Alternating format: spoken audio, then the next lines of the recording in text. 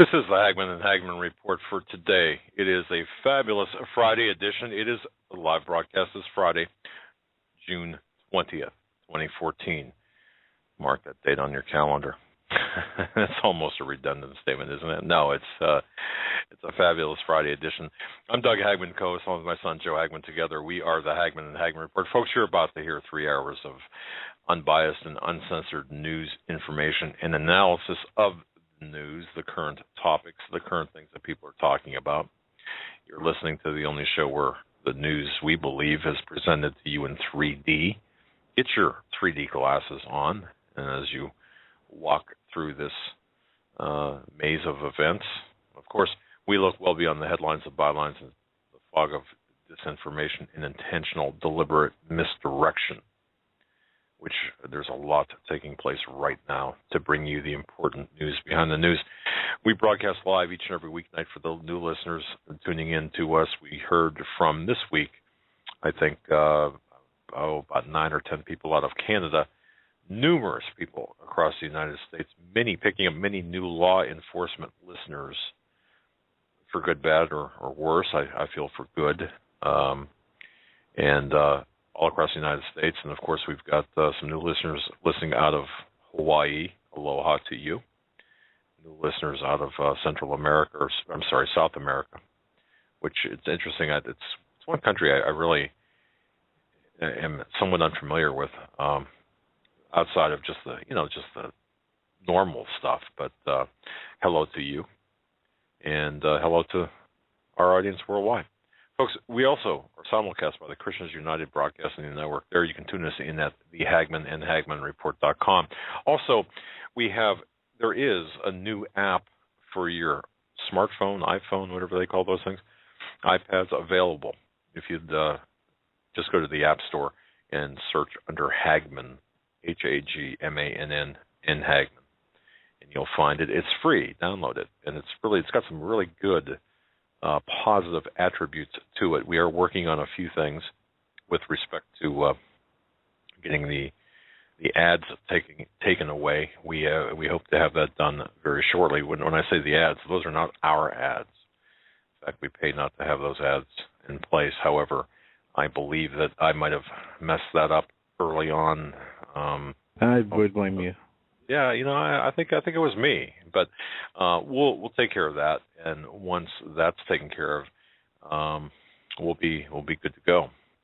But thanks for joining us tonight. And opening the show, Joe and I were talking earlier. I just want to thank everyone listening. I want to thank you, the listeners, for sharing the program, for believing enough in us to listen, and I mean that from really the bottom of my heart. And I want to thank everyone who has supported us and continue to support us. That means a lot. I want to thank everyone who has sent CDs, DVDs, letters, books, prayers. Yeah. I'm going to tell you something. I spent this week alone probably 3 hours a day going through just the letters, reading every letter that came in, every book.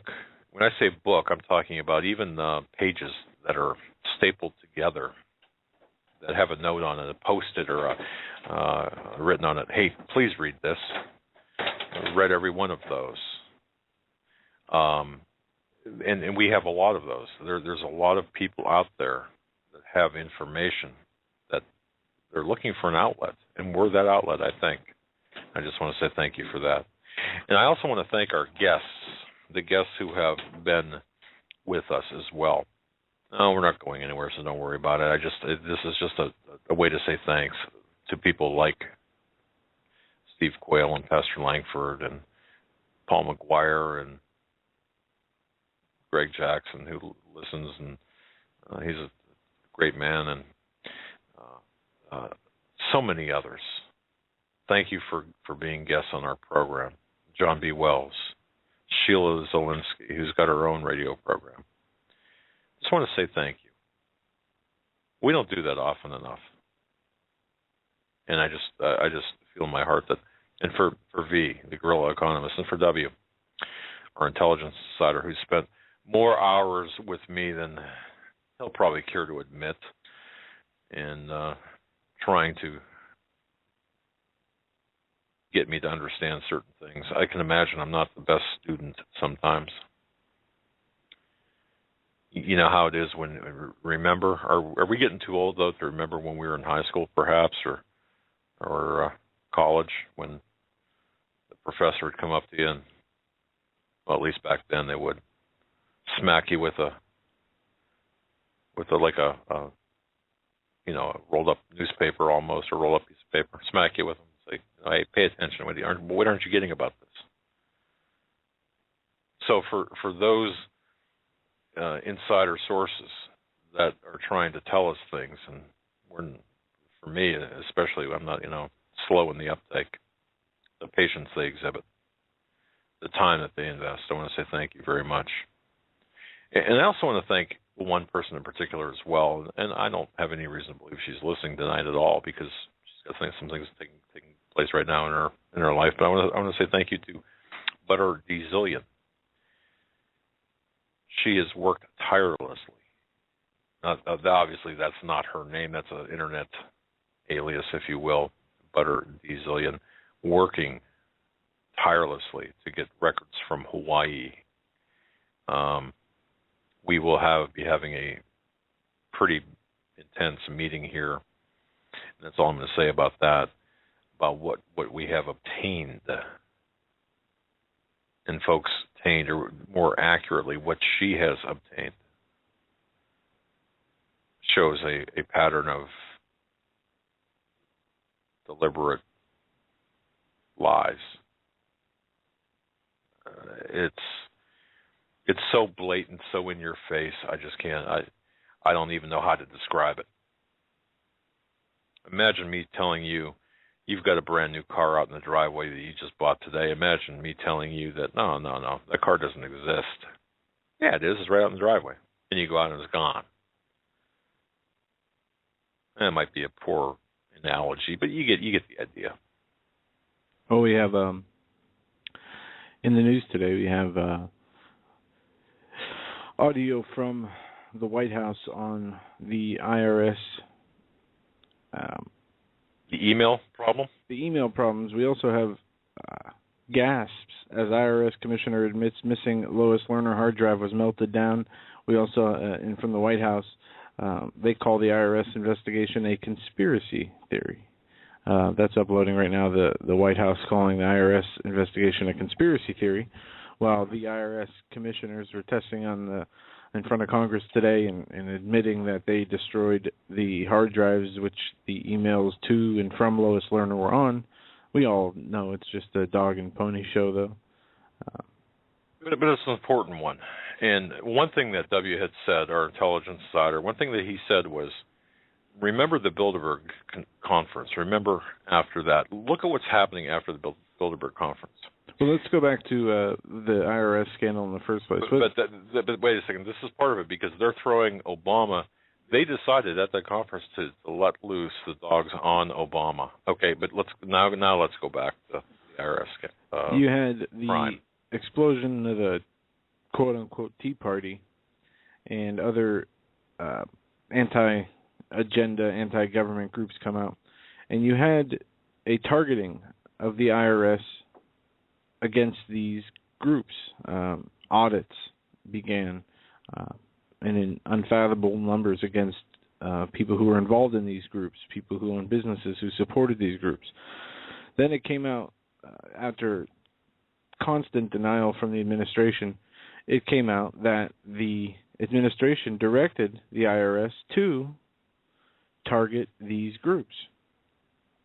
And after a bunch of he said, she said stuff, and yes we did, no we didn't, propaganda, the emails were released showing that the head of the IRS was directly involved in targeting Tea Party patriot groups with audits and with different economic measures that the IRS, or tools the IRS can use. Now, the IRS, the emails came out, but the IRS was supposed to give copies of these emails to the committee that was investigating this. And apparently in May, they promised to give the committee these emails while knowing back in February that these emails were destroyed from the hard drive. All right, so let's go through this logically here as if we were presenting this to a jury. What you're saying is they promised to deliver something that they knew was destroyed. Is that what you're saying? Yep. That's exactly what I'm saying. Here's what the White House said today on the IRS investigation. A special prosecutor, right, on the email controversy? Yes, I think for the wide range of reasons that I recited earlier. On the investigation of the emails, did the investigators or the White House counsel look for emails between the White House and the chief of staff or other aides of learners?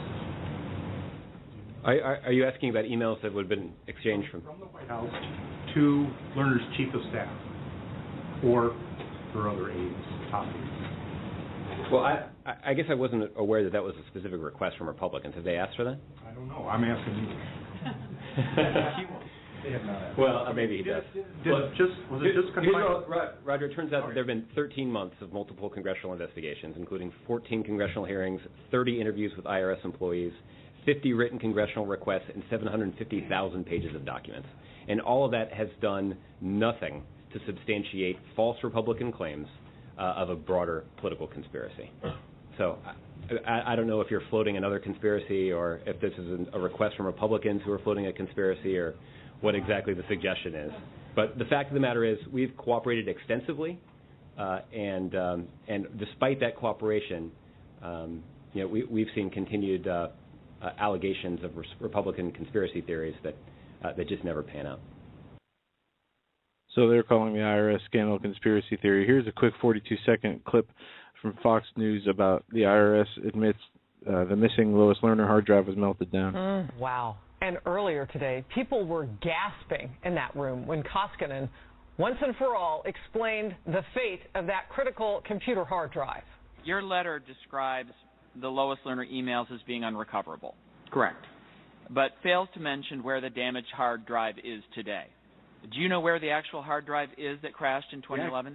I'm advised the actual hard drive, after it was determined that it was dysfunctional and that with experts no emails could be retrieved, was recycled and destroyed in the normal process. So was it physically destroyed? That's my understanding. So was it melted down? Do you know? I have no idea what the recycler does with it. This was 3 years ago. You know what, ladies and gentlemen, if that does not cause anger, and even on the best of days, you don't do that. And I have one more clip I'll wait to play. It's a 4-minute clip. It's Paul Ryan blasting the IRS commissioner. Okay. In there is more detail of exactly what was going on. All right. And folks, one thing, right before the show, I had a conversation with our intelligence insider about the number of things. And I had asked him if he could give his input on a few things, if he wouldn't mind, if he had the time, and that's so he's again, different time zones, different things. He's on with us right now, intelligence insider known as W. Come on board, buddy. Hey, I just want to take a half a second and make one thing excruciatingly clear. It is not just hard to believe that these emails were destroyed. It's impossible. Impossible. Tell us how. All they have to do is turn over more rocks. Those communications exist in multiple places. The recipients, other backups that are there within the government systems. I spoke earlier today with one of the people that actually manages these resources for various government agencies, and just take my word for it, knows with precision how these things operate in that specific building. And it's impossible. So anybody that accepts this, then you know that if the Republicans don't go absolutely over-the-top ballistic over this, that they're in on it. They're part of the cover-up. They don't want to find the truth because, the truth is out there. Yeah, it is out there. None of this is lost. just means they're going to turn over a few extra rocks. Somebody has to decide they're going to go ahead and turn over those rocks. But my contention, and you started with it a few minutes ago, Doug, is that this is by design. They want to now, remember what was the worst part of the stuff with Watergate? The cover-up. Cover-up was worse than the crime. So we're seeing the vilification of those people around this administration from multiple fronts, and in the way that they present to the public, to the electorate. They're almost going out of their way to cause angst and to heat everybody up and get us all worked up. And that works if the ultimate objective is what? Distractive chaos. Okay. The renegade-in-chief is achieving the goal of distracting from these broader other issues. We're just going to have to be able to, walk and chew them at the same time. These other issues, we're just got a full plate.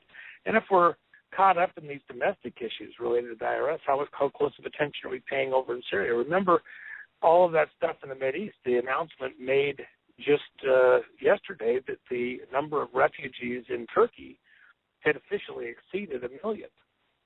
You've got That's true. 2.5 million in Afghanistan. Yep. And all across the region, even in Sudan, in South Sudan, I saw the numbers scroll across the bottom of Fox News today from a UN investigative report published. I mean, we're talking millions from each country. And so the result is you're seeing Syria explode, the dramas related to Syria, and at the end of the day, and I had this conversation earlier today, I've had it several times over the last several days with people and groups, we're still being spun, even by the news agencies, that because of the way they ask the question, well, what about the security? Should have been done differently at Benghazi. Benghazi is not about the security of the ambassador. If you hear that in any news report anywhere, that's part of the cover-up, and they're playing into somebody's hand in the way that they couch the discussion, begin the discussion. Benghazi, all things Benghazi, everything Benghazi. And ultimately, the worst of the worst crimes that have occurred, not misdeeds, crimes that have occurred within this administration and around this administration revolve around the efforts to get us into the next world war in Syria. And Benghazi was about Syria. The Arab Spring was about Syria. And by the way, the border crisis on our southern border, it's about Syria too. That's the tit for tat coming back from Russia, opening up a new front against us because we're opening up fronts against Russia. Ultimately, even Syria is about what? East versus West, Russia versus the U.S. If you don't hear it and see it that way in any news report you see, then you're not looking big enough. All right. We have a report about the Obama administration is making it clear that airstrikes targeting the ISIS would extend into Syria. The headline is, Obama confirms airstrikes will not be limited to Iraq, and saying that 1 year ago, Obama said they were doing their very best to build up public support for military intervention in Syria, even though that attempt failed. No one who has been following the crisis closely believed for a moment that this was the end. They would regroup and try again from another angle. And now they're saying that because of the chaos in Iraq, they are also considering airstrikes in Syria as well, simultaneously with Iraq. Have you heard anything about this? Yes, and again, this goes back even to the conversations that I had with Doug back at Christmas. And you'll remember, Doug, that when this first began to happen, I told you, well, the problem is that it'll leave all the stuff right there for ISIS to pick up. This was an inside ploy, and ISIS was good to go. They got a good to go path to do what they're doing right now and begin the division of Iraq. And as long as they put their efforts towards Assad, we'll give them that portion of the country that, is now in their hands. They've literally done exactly what I told you would happen all the way back at Christmas time. I mean, almost to the exact letter of what I described. And essentially, with the arms that we left there for them, opening up a new front. Now, any airstrikes, my concern there would be, really? I'd sure look at what those targets are and how they hit them. Does it actually end up aiding ISIS, or is that in name only? It ends up aiding, going against ISIS, or does it end up aiding them? Every time they bomb, it mysteriously hits the target that helps ISIS get stronger.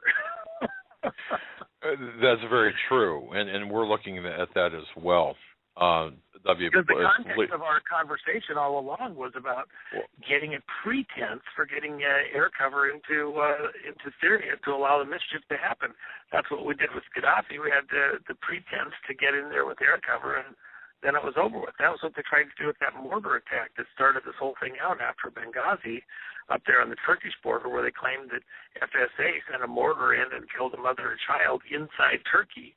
And so that was the reason we needed to put up this 10-mile corridor buffer and then move all of the refugee camps into Syria and do this corridor of air cover into Syria. They were just going to dip their nose under the edge of the camel's tent and then go further and further and further. Well, this is the nose going under the edge of the camel's tent, the camel's nose going in the tent a little further and moving into Syria. And what do you think the Russians are going to do? What do you think the Syrians are going to do? They're going to decide, okay, well, if you can do that, we can do our strikes into Iraq. So there. Oh, okay. It works. Works both ways. And again, we're looking at a much broader, wider conflict ahead. The American people need to be stomping their feet and screaming bloody murder because, even the distractions, whether it be IRS or the people coming in over the border, or even, but what about the security for the ambassador? Because they asked for more security. We made multiple requests for more security. It's not about the security at the consulate, the embassy, the State Department facility, whatever the F you want to call it. That isn't what it was. It never was. And that was not its functional purpose was. And that's not the real story. Story is the broader gun running operation going on out of that location. Period. And if you're not on that story, then you're not on the story. Then you've bought into the foil, you've bought the ruse, and we'll never get to any truths that matter. Well, you sent me please don't go anywhere. I hope you have just a few more minutes because I do want to get into something here. Okay. You sent me first of all, you sent me an email with the Tea Party guy or person going to Hillary, wanting her book or wanting his copy of her book made out to Chris Stevens, and the whole big thing there was about security, and it seemed like everyone was kind of cheering him on.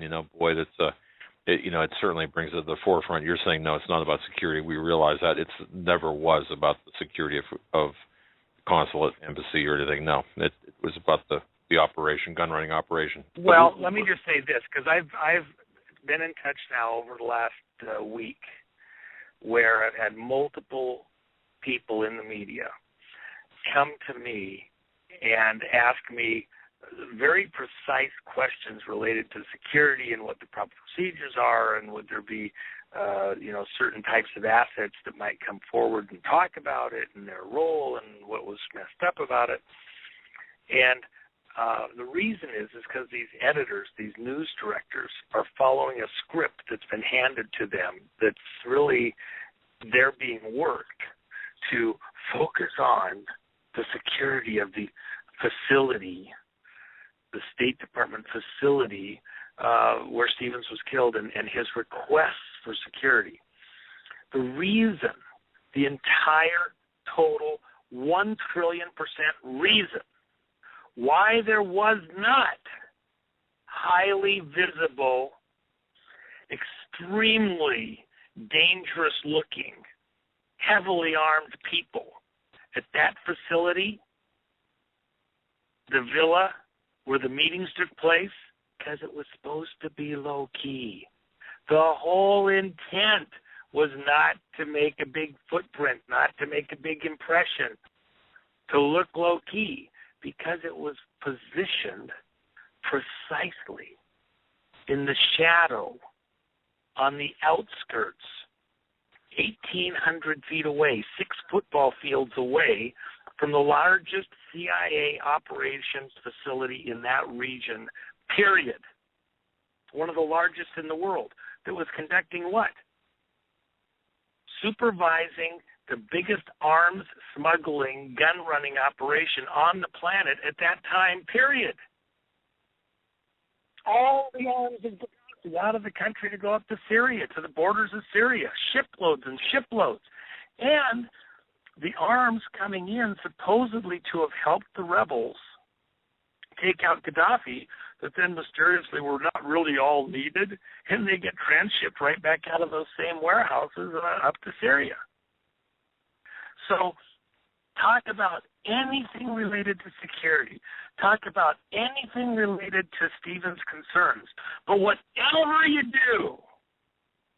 do not look around. Put the blinders on. Make sure you don't see anything going outside the walls of that compound.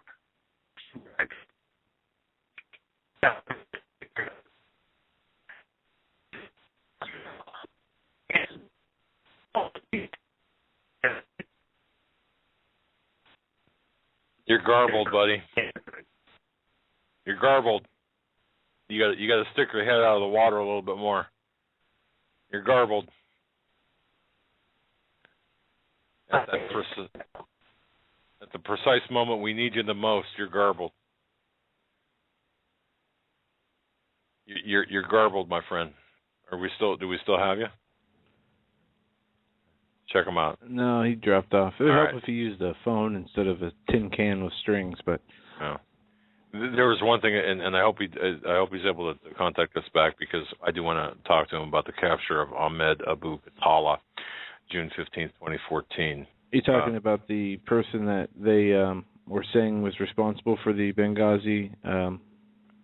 Yeah, the ringleader, the alleged ringleader. Yeah, I saw some stuff on Fox News of Krauthammer saying, this guy is enemy combatant, a terrorist. Why is he being tried in civilian court, given Miranda rights? Why is he not being, put or Guantanamo or put through some military? Here's my question: on whose payroll was he operating? Because, folks, and I don't know how many people are aware of this. While we're waiting for Debbie to call back, I'll set the stage. Hopefully, he will call back and we can get him on. But here's the deal with Khattala. June 15th, 2014, he's captured in this military raid outside of Benghazi. Now consider this. Oh, he was a wanted man. I've got the PDF complaint, the 3 charges of terrorism against him that was filed on July 15th, 2013. That's almost a year ago. I shouldn't say over, almost a year ago. And during that time, when the military operatives, when the renegade in chief, when his and the CIA was looking for him and waiting for the right moment to capture him, well, what was he doing from July 15th onward? Look, he was having strawberry frappe with New York Times reporter David Kirkpatrick. He sipped mango juice with CBS News correspondent Elizabeth Palmer. He was sipping tea in his own house with the Times of London's reporter Anthony Lloyd. Do you think for 1 minute that this was? I mean, everyone knew where this guy was. He made no effort to hide himself. Everyone knew where he was, and so he was identified by numerous Western sources as well as some Libyan sources, being the ringleader and coordinator of the Ansar al-Sharia militia group that led the attack on Benghazi on September 11th, 2012. We knew who he was the day of the attack. And the charges were filed on July 15th, 2013. Some months, that would be 10 months after the attack. And then it took another almost a year to pick him up, yet we knew exactly where he was. He has been, as I said, famously interviewed a number of times by reporters. Sounds like a bin Laden story. Exactly. Now, he claims that he was just merely an innocent spectator, of course. He doesn't deny being present. We have him on film. We have him on video. But he was moved to a ship, and, of course, he was spilling his guts. But according to now, here's the thing, too. What was his job? What's his life story? Well, he's said to have been born in 1971 or 1973, depending on what records you go by, so he'd be in his early 40s. He looks a little older than that. He spent, I think, from 2002 to, or let me just double check here on my notes. Okay, here we go. He grew up in Libya. Okay. Let's see. I'm double checking here. He went to jail for the first time in his life in 1995. He was held there for about 10 years, getting out in 2004, 2005. He was granted asylum by Gaddafi's son, and also given money when Gaddafi was released, as well as others by Syed Gaddafi. They were given upwards of $100,000, maybe $200,000 per person as compensation for their incarceration. Now, during the 2011 Libyan uprising, by the way, after he was released from prison, and this is important to understand, he was involved in the construction business. Isn't that interesting? Because he was promised, as were other contractors in Benghazi, that eastern Libya, and in particular Benghazi, would be the new Dubai of North Africa. Now think about that for a moment. He was assured by our government, our State Department, our intelligence assets, that Benghazi would be the Dubai of North Africa.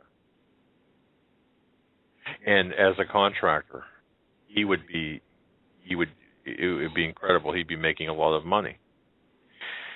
So he was working as a contractor, but for who? What warehouses was he building? And who was and on whose payroll was he?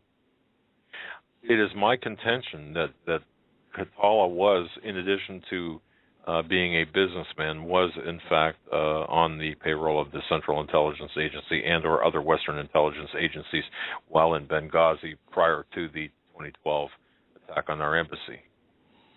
And you know something Khattala is saying right now through his attorney? It was the video, that anti-Islamic video, that caused this attack. Of course. Okay, so now we've got him fitting into this official narrative, this official story. And when he's brought to Washington now, a Krauthammer, for all of the good these conservatives supposedly stand for, why don't you dig a little bit more and find out the truth? Khattala was part of Ansar al-Sharia. He was working both sides of the fence. He was working for the Americans and Saudis on one side, and he was working for the opposition on the other. I mean, he was generally a bad guy, but nonetheless a very enterprising bad guy. But he was, and here's the other thing too. And folks, you've got to think about this. You've got to understand this. According to numerous reports from many Western sources, including Western and NATO contractors, as well as Russian sources, many of the FSA fighters, Free Syrian Army fighters, initially sent into Syria in the time period right before and right after Benghazi were being trained at training camps on the outskirts of Benghazi. the training camps were being run by Saudi, Qatar, and NATO forces. They were being used to train the fighters who opposed and overthrew Gaddafi, and then that training continued so they could go up into Syria, as W was saying. They were sent to Turkey to take out Assad, which is one of the reasons why the Turkish official came to visit Stevens, because the Russians were not very happy about this. A large number of those FSA fighters were members of Ansar al-Sharia and were recruited out of Ansar al-Sharia into the FSA. So, since Qatala was widely reported to be the head of Ansar al-Sharia in Benghazi, it would seem those training camps operated with some level of involvement, cooperation, and assistance from and with him. Who in the hell was he getting paid by? Who was signing his checks? It was the Western government. It was the Saudi government. We were the ones paying Qatala. Folks, do you understand how convoluted this is? Do you understand how important this is? I'm not speaking to the audience with disrespect. People have got to understand. The Krauthammers of the world, these intellectual academia spokespeople out there of the world who sit behind the microphone and camera better understand how convoluted and how screwed up this is. Every Christian that dies, every innocent that dies, every innocent that gets pushed out as a refugee, every bomb that goes off in some way, shape, or form is either tied to Western intelligence or the Saudi agenda.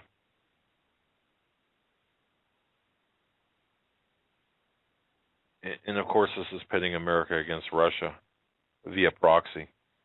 But how long is that going to last? Joe, how long is it going to last? I see you resigned there. Yeah, you got that look of resignation, like, oh gosh, here he goes. Meaning me. No. I don't know what's going to happen. We have this opening through Iraq now, being caused by this, I won't say civil war, because it's a outsider turned inside war. And now they're saying that Syria,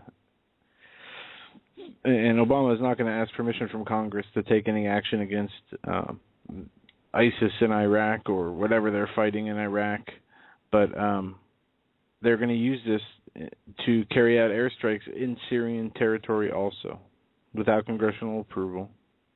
And as this article states from blacklisted news, we'll probably find out after the fact.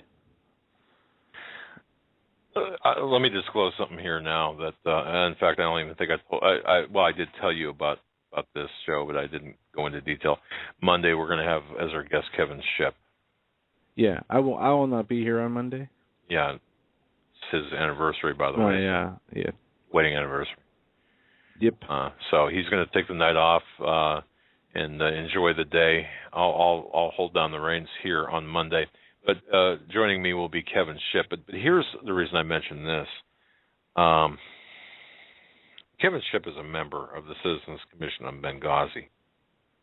Now, here's the problem. I don't trust many members of the Citizens Commission on Benghazi. I trust Kevin Shipp. I could tell you that. I have a problem because some members of the Citizens Commission on Benghazi, for example, I'll just take, and please, I'm not saying anything disparaging about these people, but for example, if you look at Claire Lopez, who's on the Citizens Commission on Benghazi, we had the narrative about the blind sheikh and the ransom demands. Where'd that come from? Didn't we hear that on Glenn Beck at one point? Didn't we hear also about security at one point? Wasn't that Claire Lopez? I believe it was. And who's tight in that whole narrative there?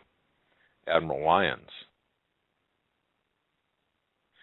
The reason I mention this is not to sow discord among the people trying to find the truth, is to identify people who are not trying to find the truth. And I'm not saying that Claire Lopez is not trying to find the truth. I'm saying that Claire Lopez is adhering, in my view anyway, and this is my view. And Claire, if you're listening, you're welcome to call me anytime, and we can discuss this on air. But it's my belief that you are attempting to direct a specific narrative and agenda. And Glenn Beck has fallen for that.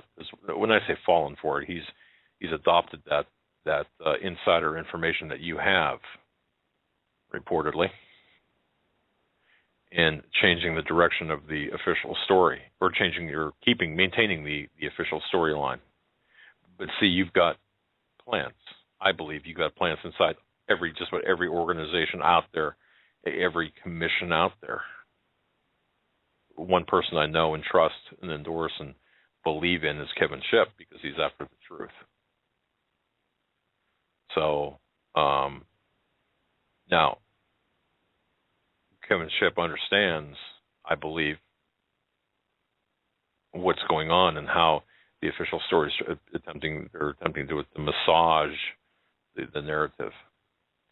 But ladies and gentlemen, you've got to understand that we're not getting the truth. And even with the establishment of commissions, such innocuous-sounding names like the Citizens Commission on Benghazi, that there are plants and little seedlings in there that are pushing this official story that's not exactly the truth, whether knowingly or unknowingly, with malice or without malice. I don't know.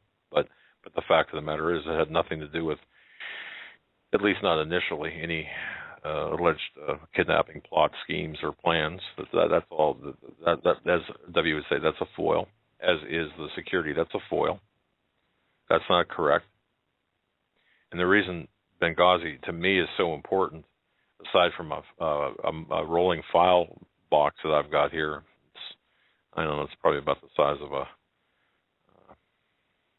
I don't know, but it's full of Benghazi documents, or documents related to Benghazi. This is perhaps, to me, one of the most important events in the history of recent history, because this exposes exactly the CIA, State Department, the military contractors, what they're doing, and also provides information about the Arab Spring. If you go through, I've been through these documents over and over and over again. I could tell you that warehouses full of tons and tons and tons and tons of weapons made it out of Libya. And the other part of it too, that W had alluded to when he was on. Hopefully he's all right. He's just in a dead he didn't zone. come back up. Yeah. Hopefully he's in it. So if you're listening, at the top of the hour, W, coming back on, because I want you to address Katala, please, because you've got some information about that that is important to get to. But this also has to do with drug and money laundering. I think Iran-Contra on steroids, and this relates to Fast and Furious as well. The illegal aliens you see coming up into this country. What do you think that's about? W mentioned that. Well, I heard Obama said they can't stay. Yeah. They got to go back. Okay. Some of the other news we're going to get to tonight. California legislators push for ammo registration and purchaser permits. We have disability setting a new record, over 11 million on disability. It tops 11 million for the first time. Also, Obama expands government benefits for gay couples. We have China to start direct yuan trade with British pound, removing United States currency as a means of trade between the countries. An opinionated post from the Washington Times, America's expanding police state. Also, we're going to hit on U.S. Department of Homeland Security has told banks in writing it may inspect safe deposit box without warrant and seize any gold, silver, guns, or other valuables it finds inside those boxes. We also have You're muted. We also have a government contract link for the transportation of these illegal alien children that is from January, which, remember when they were asking for the MREs and blankets and all this? Is this what they were being used for? Or is this what they were asking? What they were staging for, you mean? Right. In anticipation of this? Correct. That's a possibility, and we're going to get into that a little bit. That's a good catch, Joe. And several other pieces of news. I do have that Paul Ryan clip. Before you go back to the IRS. Okay, we will go back to the IRS. I made a mission and omission, and I want to just say thank you.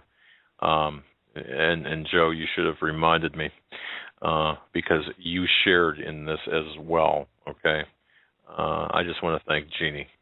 Jeannie sent us English toffee, homemade toffee.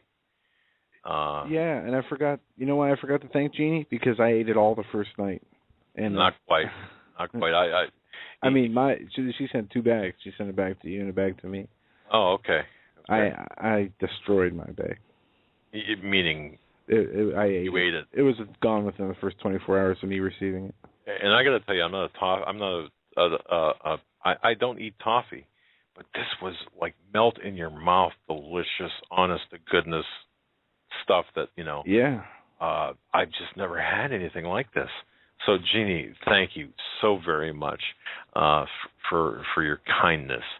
And yes, our wives did partake. My wife did at least, and I got to tell you, now my dog didn't, of course, but my wife did, and boy, man, it was just fabulous. Melt in your mouth. So thank you so much. I have a feeling you're going to be hearing more about the Jeannie and her initiatives. There's more there. I won't get into that tonight, but there's some initiatives there that she's working on. So God bless her. But the toffee was fantastic. But okay, so let's get back to Paul Ryan. What's the clip about here? This is Paul Ryan questioning the IRS commissioner about the emails, about the whole situation. And this is a 4-minute audio. It's really good. Take a listen. 5 minutes. This is unbelievable. The apology that ought to be given is to the American taxpayer, not to a government agency that is abusing its power. I am sitting here listening to this testimony. I don't believe it. That's your problem. Nobody believes you. Come on now. The Internal Revenue Service comes to Congress a couple years ago and misleads us and says no targeting is occurring.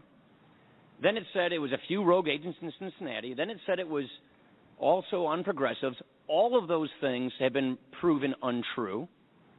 This committee sent a criminal referral of possible criminal wrongdoing just a month ago to the Justice Department. We've heard nothing.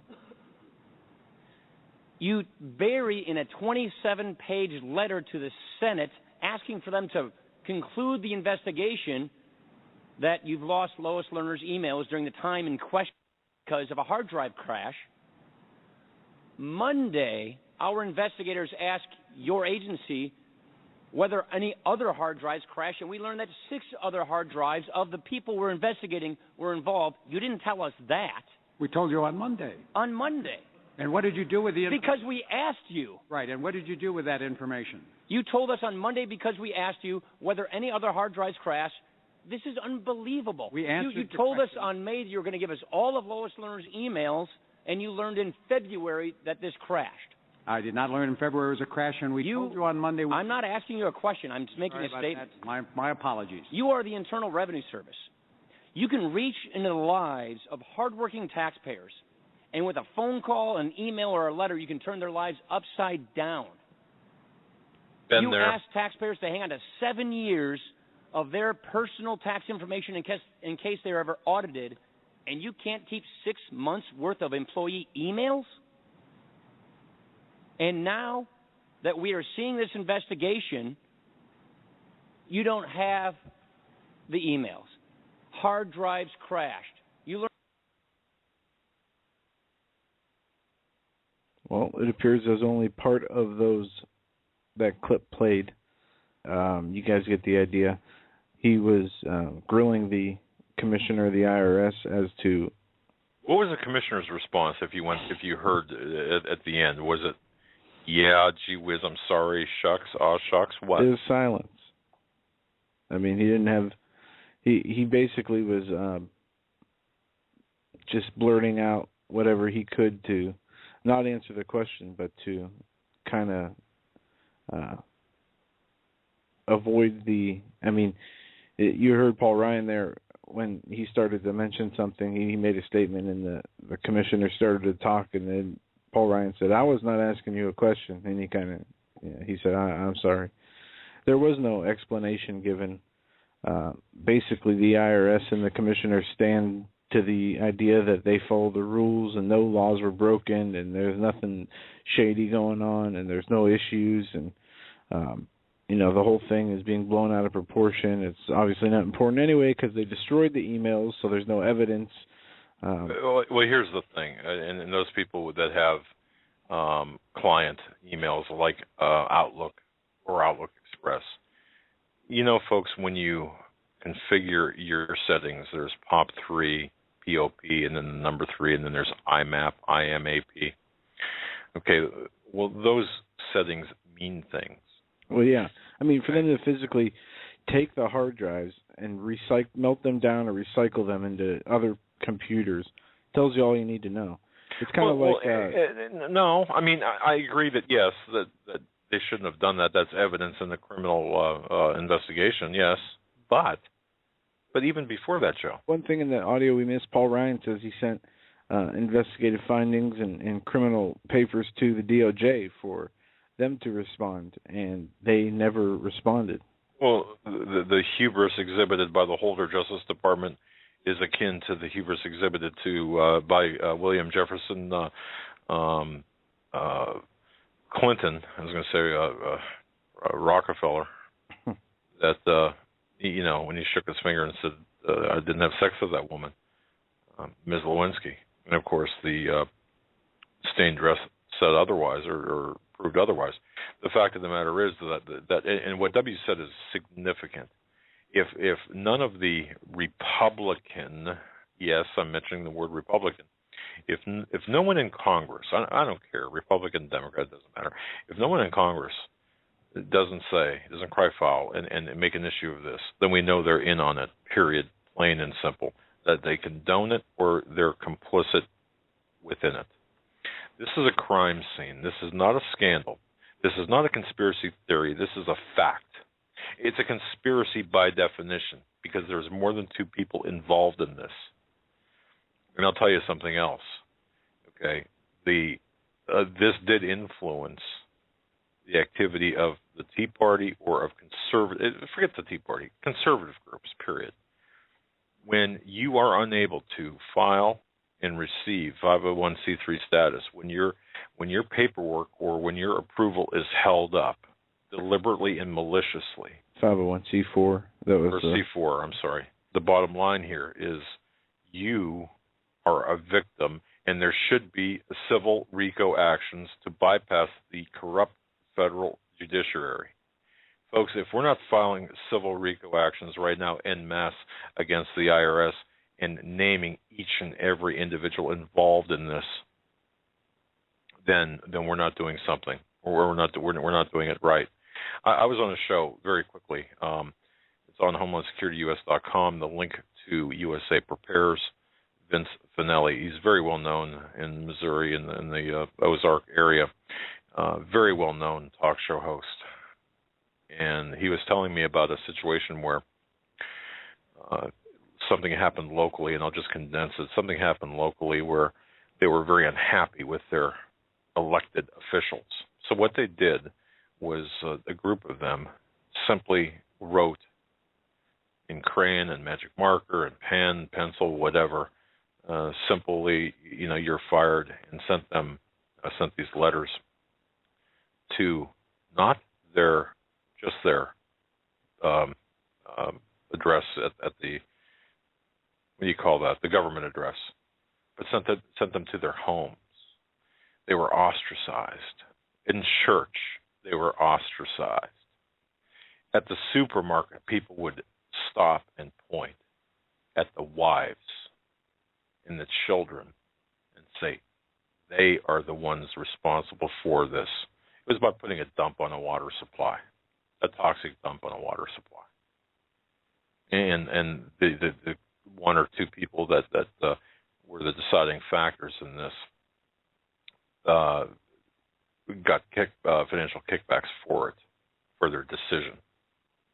And before that dump could be put on the toxic dump could be put on the water supply, the members of the community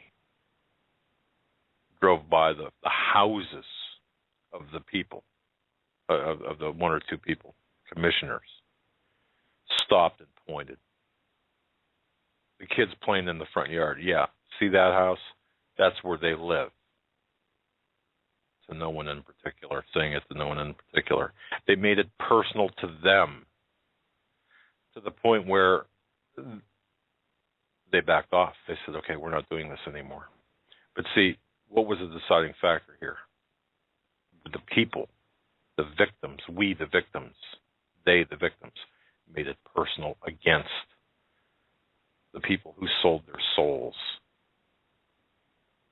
against the good of the community. This is what we need to do. We need to take the fight to their homes and to their families. And if that sounds like a threat, I'm not trying to threaten anyone. But what I'm saying is, if you're involved, let's say, well, for example, look at Hawaii. We have a situation in Hawaii where Butter D. Zillion is attempting to get records. And we're being managed, to put it politely, by certain people. Well, those people in Hawaii that understand what's going on need to hold their fellow community citizens responsible, because that's where they live. And yeah, we need to point them out.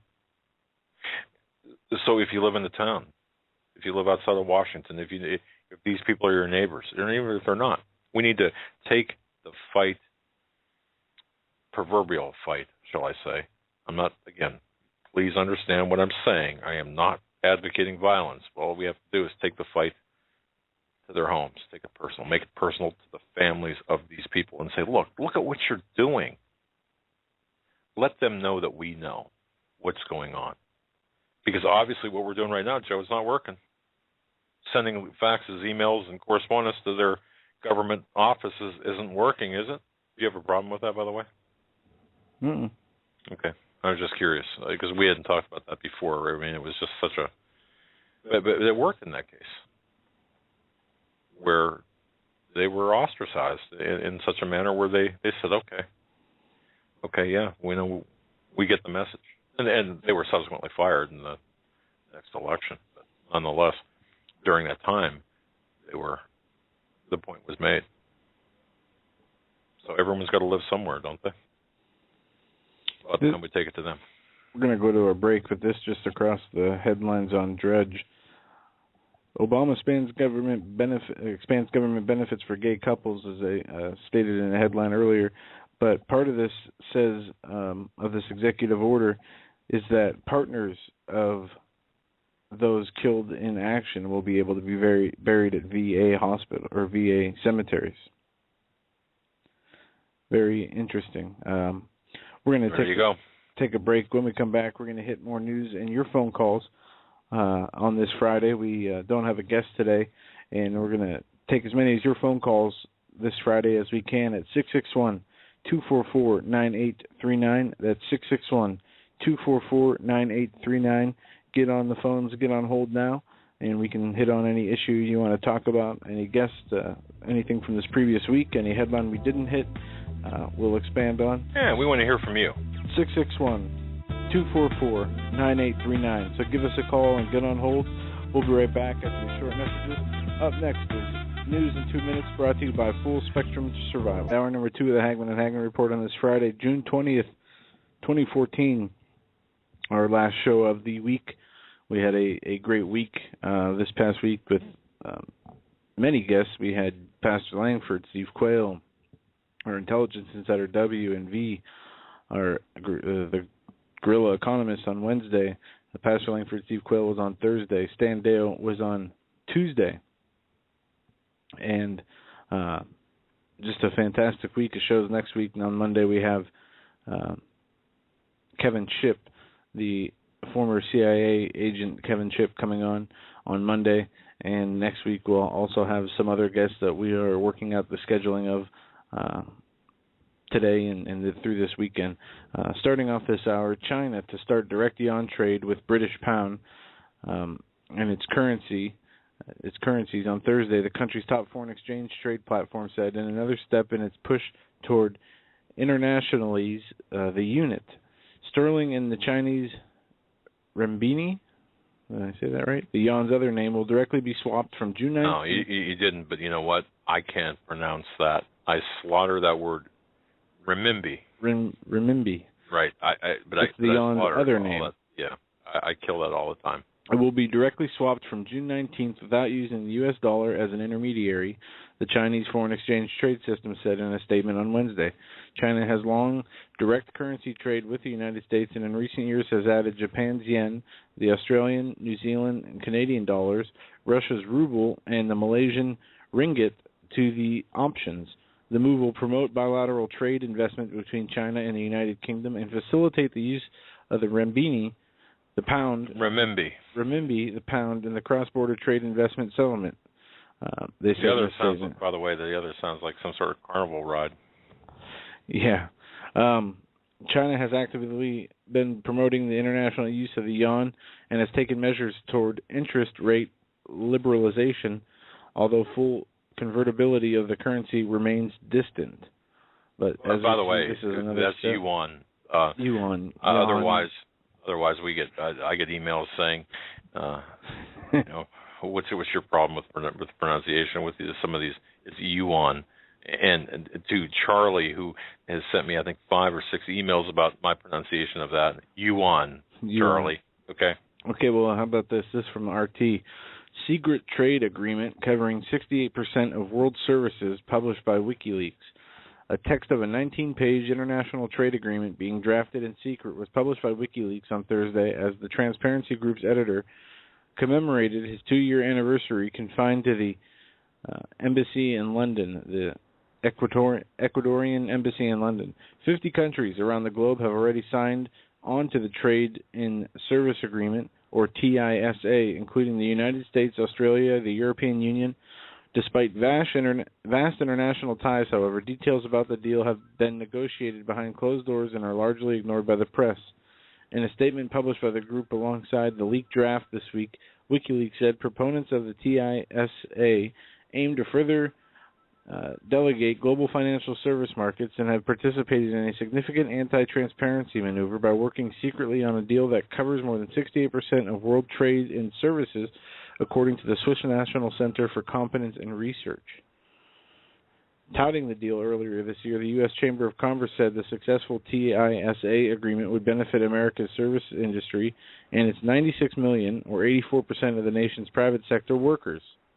As its chief goal, this TISA should expand access to foreign markets for U.S. service industries and ensure they receive national and most favored nation treatment, the Chamber said in a deal in February. It should also lift foreign governments' sectorial limits on investment services, eliminate regulatory inconsistencies that at times loom as trade barriers, and prohibit restrictions on legitimate cross-border information flows and bar local infrastructure mandates relating to data storage. WikiLeaks warns that this largely important trade deal has been hardly discussed in public, however, notwithstanding evidence showing that policymakers involved want to establish rules that would pertain to services used by billionaires worldwide. The draft Financial Service Annex sets rules which would assist the expansion of financial multinationals, mainly headquartered in New York, London, Paris, and Frankfurt, into other nations by preventing regulatory barriers, WikiLeaks said in a statement. The leaked draft also shows that the U.S. is particularly keen on boasting cross-border data flow, which would allow uninhibited exchanges of personal and financial data. It goes on to state in this article that amendments from the U.S. are seeking to end public-provided services like public pension funds, which are referred to as monopolies, and to limit regulation of all financial services, she said. They want to freeze financial regulation at existing levels, which would mean that governments could not respond to new developments like another global financial crisis. So what's the bottom line in all that?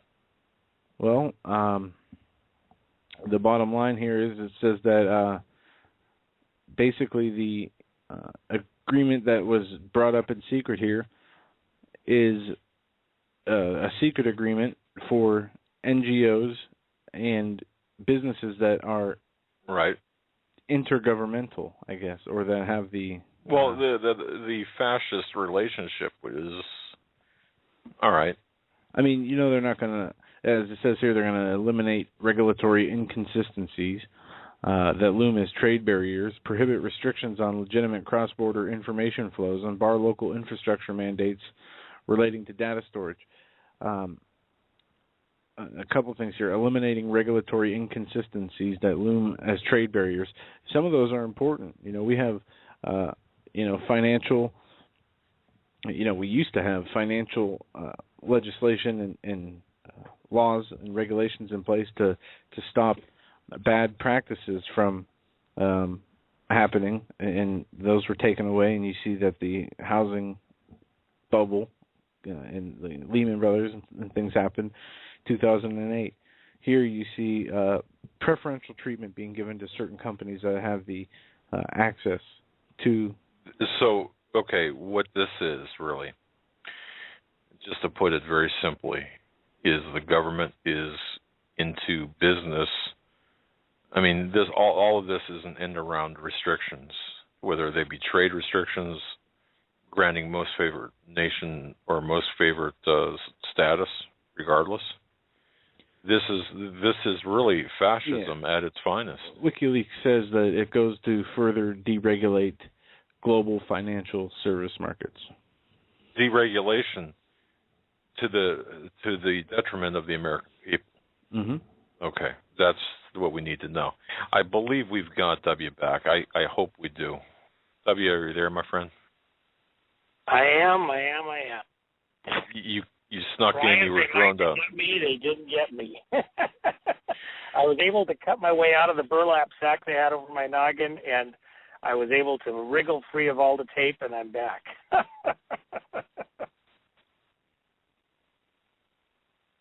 Are you there? Sorry about that. I thought they had you now. No, actually, Joe had just passed me a note, and well, you've met me. You know I can't do two things at once, for crying out loud. But W, let's pick up and from where you left off. One of the things I wanted you to address, because I think it's so important. I was trying to get across to our listening audience the importance of Katala, the arrest of Katala, which is like some scene out of Die Hard, Die Hard 7, maybe, where. Here's Katala 9 months or since June 15th of 2013, after the paper was filed. My gosh, he's sitting in his home drinking strawberry frappes with New York Times' David Kirkpatrick, mango juice with Elizabeth Palmer from the CBS News, and having tea with London. Yeah, he's a healthy eater. Yeah. So well, one of the questions. Let's back up for a second. What was he before this all happened? He was just a construction worker. Yeah. Okay. So, one of the questions that we should be asking, who for? What companies were doing construction work in the area of Benghazi in the years prior? And who was he working for? And, by the way, which companies were supervising those projects, and who are they connected to? Just a question. I'd sure like to see that. Don't lie. We may already know the answer in some places, so if you're going to lie, that's going to tick somebody off. But go ahead. I want to hear that answer. Katala, one of the interesting things about him is supposedly, here he is, the militia chief for the local Ansar al-Sharia, neighborhood block watch militia group. And so who is Ansar al-Sharia? We'll get to HQIM in a minute. Ansar al-Sharia is kind of a generic term. It's almost like saying Christian church. Okay, like there was something else. So Ansar al-Sharia is, let's go back to, old school religion of Sharia. Together, it's kind of what it means in a way. So what happened about a year and a half prior to the Benghazi incident, because, we have to look at the history in that region. Prior to Benghazi occurring, and prior to the Egyptian, Muslim Spring, what was going on? There was intel operations, covert operations, spy versus spy stuff. They're going on in the region. And, of course, we know now that, for example, the Brits were inviting the French. Hey, we got a little something cooking up in Egypt. You want to join in? We got a place for you at the table. Come on in. Party's going to be great. Water's fine. Should be great. Hot tub's warmed up. And we have the emails. We have the people talking between each other saying this. This isn't just somebody's theory. Tony Blair was talking about this after he was out of office. Exactly. So, see, to act as though the Arab Spring, Muslim Spring came out of nowhere, we were all so shocked and surprised. No.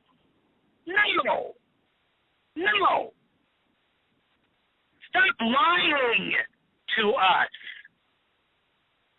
And stop buying the lies or allowing the media people to say these lies as though it's the truth. The more they say it, the more some people are so naive that they start, and they forget.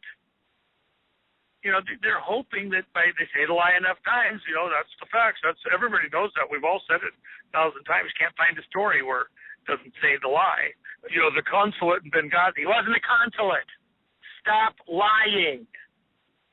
And stop allowing them to repeat these lies. So, Ansar al-Sharia, as an Iranian response to all the Western money going into covert ops in the area, spy versus spy. It's not like they don't have intel ops either. It's not like they don't have people that are on the take in government offices and other places, and they don't happen to have a big brother named Russia, Putin, who's also got pretty good ears everywhere, listening covertly to every conversation. Don't buy this crap that they're 500 years behind us in their technology, because they're not. And they're listening too. And what's their guys telling them? Yeah, they got something planned, all right. They got something planned, a little Arab uprising, and it's all aimed at Assad.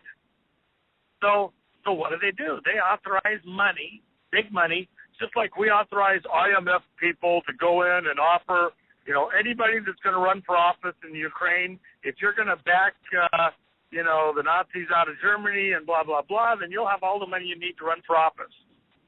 And if you're not, then we don't have any money for you to help get you into office. While the dust is still flying, while the bullets are still flying, get the IMF into, so what did Iran do?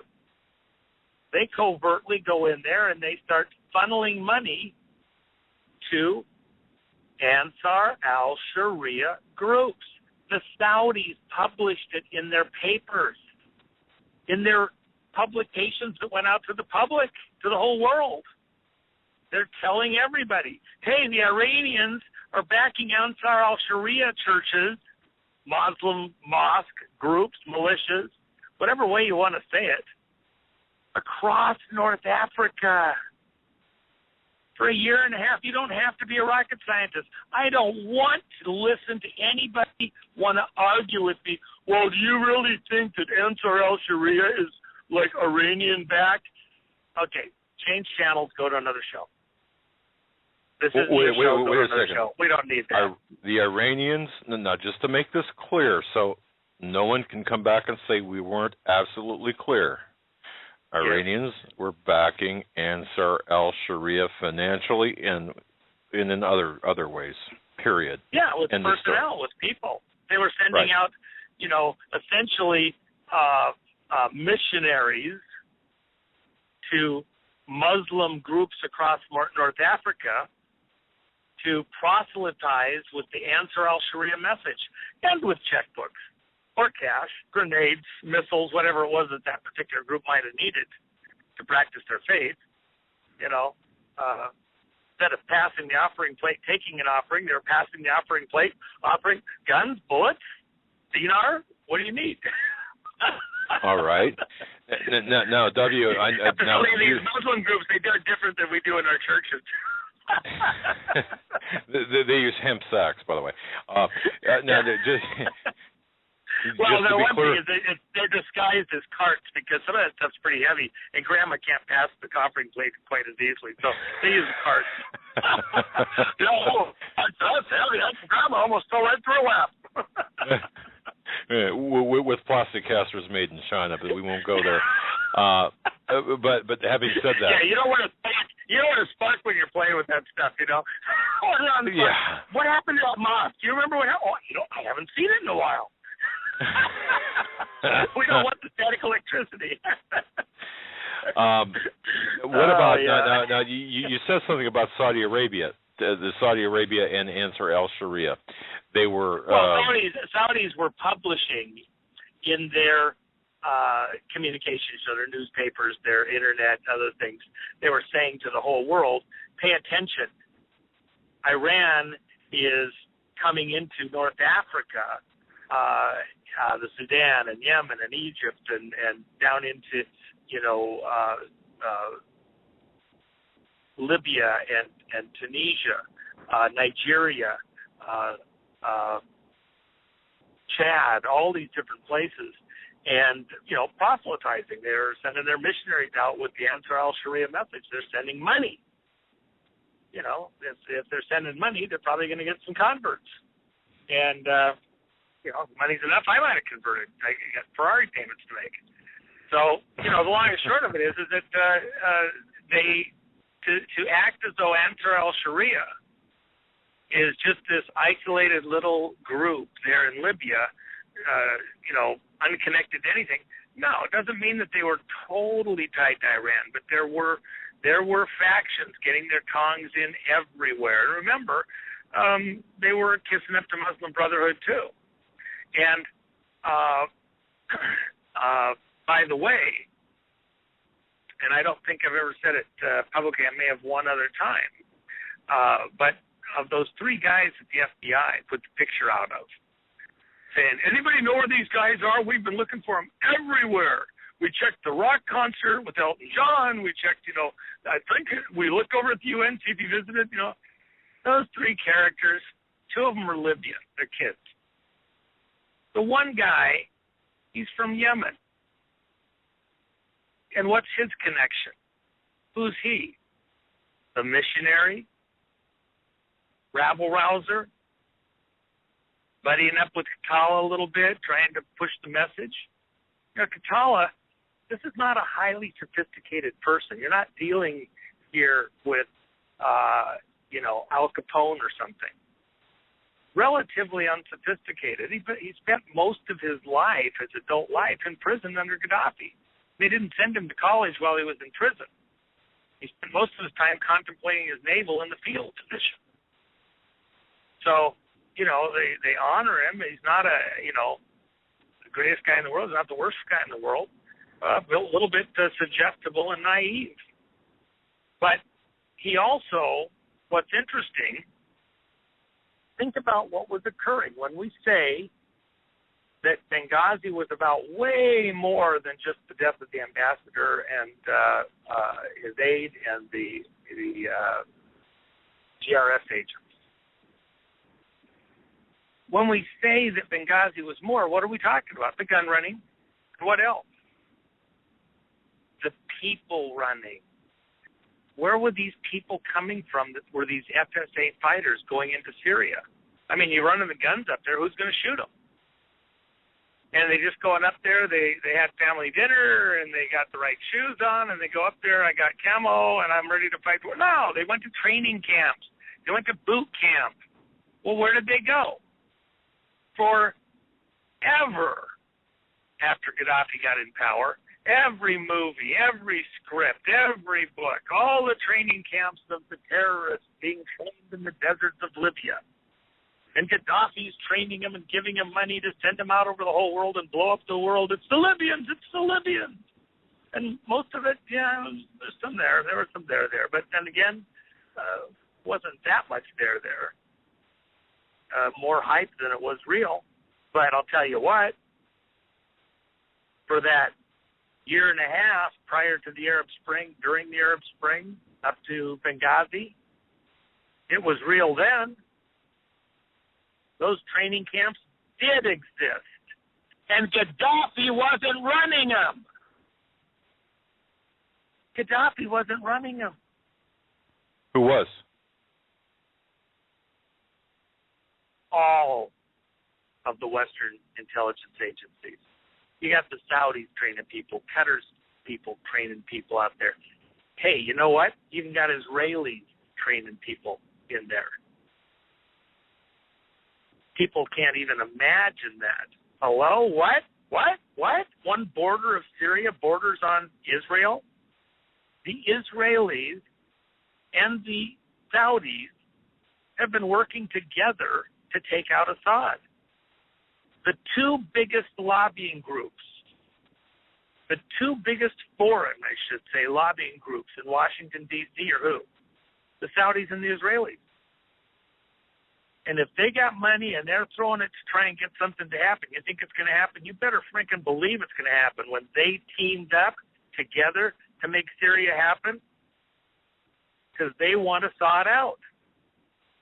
And they don't have the capability, the munitions, the military to take out Assad. Why? Because it isn't just Assad. If you're going to take out Assad, you got to deal with the Iranians. And if you're going to take out Assad, you got to deal with the Russians. And nobody on the planet was capable of doing that, not even NATO, only the USA. So we were being set up, get into the fight. It's like the old schoolyard thing. The little guy starts a fight, picks a fight with somebody else, and then calls in the big kid. Yeah, well, if you don't do what I tell you to do, my buddy is going to smack you out. Okay, so who's the buddy? Us. What? We're being egged into a fight. Somebody else's fight. Unfortunately, this thing is blowing to outer space. It's expanding, as we talked about earlier. This thing is going to grow.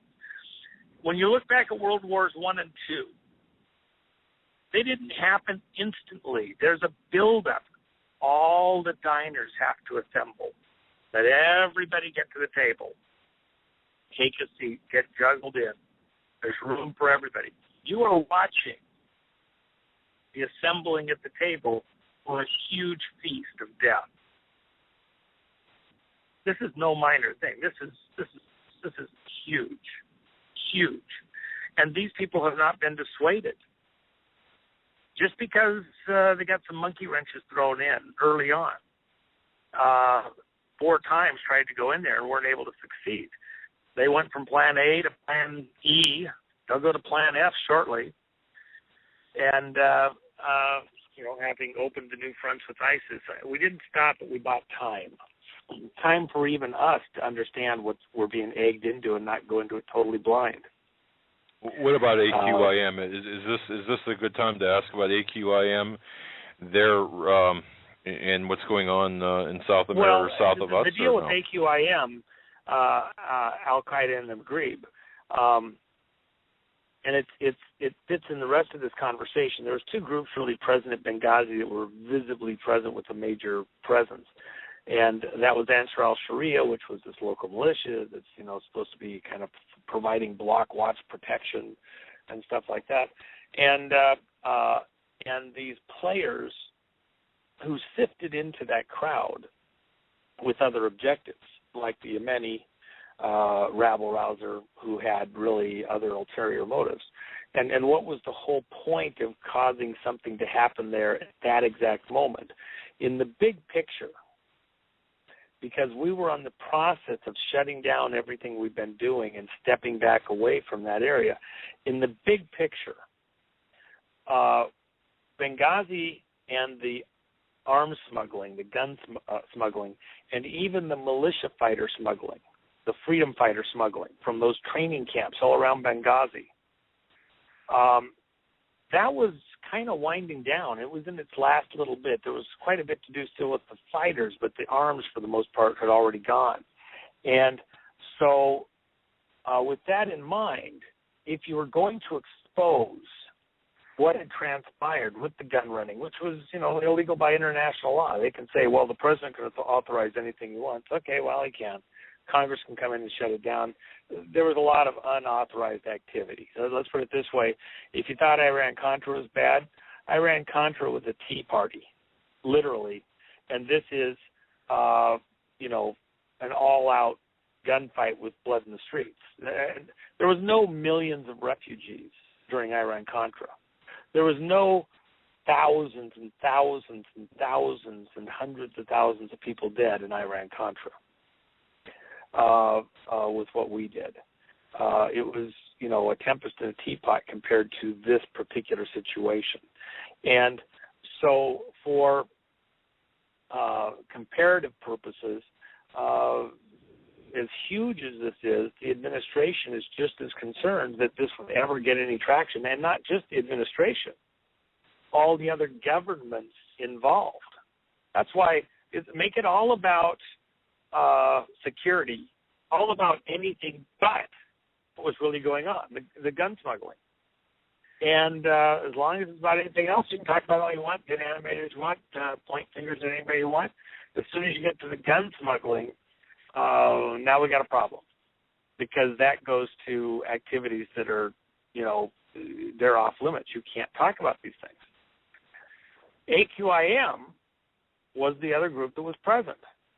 So, let me just add this one thing on Ansar al-Sharia. So the local militia leader, if you have AQIM or if you have Ansar al-Sharia recruits that you're going to go stand up to do jihad in Syria, who's going to help recruit those people in and vet them and get them in there? Well, it's going to be the Ansar al-Sharia leaders.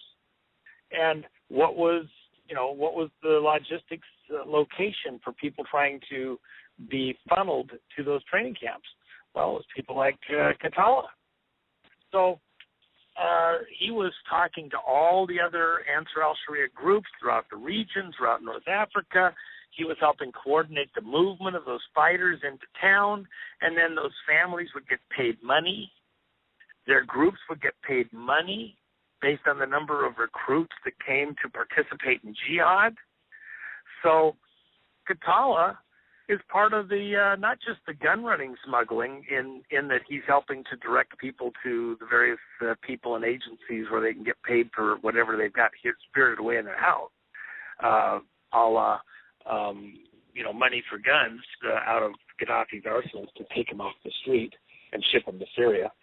Katala is also helping to coordinate if people want to go participate in jihad like he did, because remember, he helped take out Gaddafi. He's a hero in the neighborhood. So, you want to be a hero in the neighborhood also? Well, you got to go up to Syria and fight Assad. So you want to do that? Well, you'll get money for your family, you'll get money for the community and for our group, and here's the guy to talk to, and they'll vet you, and you'll go out to that training camp over there. And so he was one of the people who was helping direct people out to essentially end up in those training camps. So to say that we don't know who he was or what his involvement was and his cover with his construction company, who was the construction company, what was their real cover, they say they didn't know how many CIA officers and contractors were present in the country. Well, yeah, because a lot of them came in under what? Under work covers. And they left because they didn't know who'd been exposed. Okay?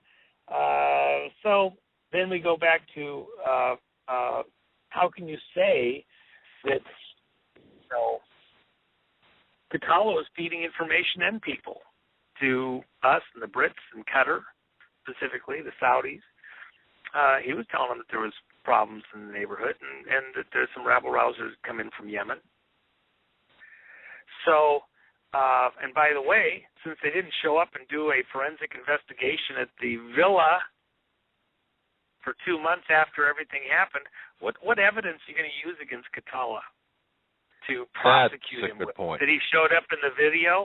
So he showed up in the video. And somebody says, well, where should we go? Well, go down to that end of the street and make sure that nobody gets down that end of the street and shoots a gun over there and find out what's going on. And he points his arm the other direction.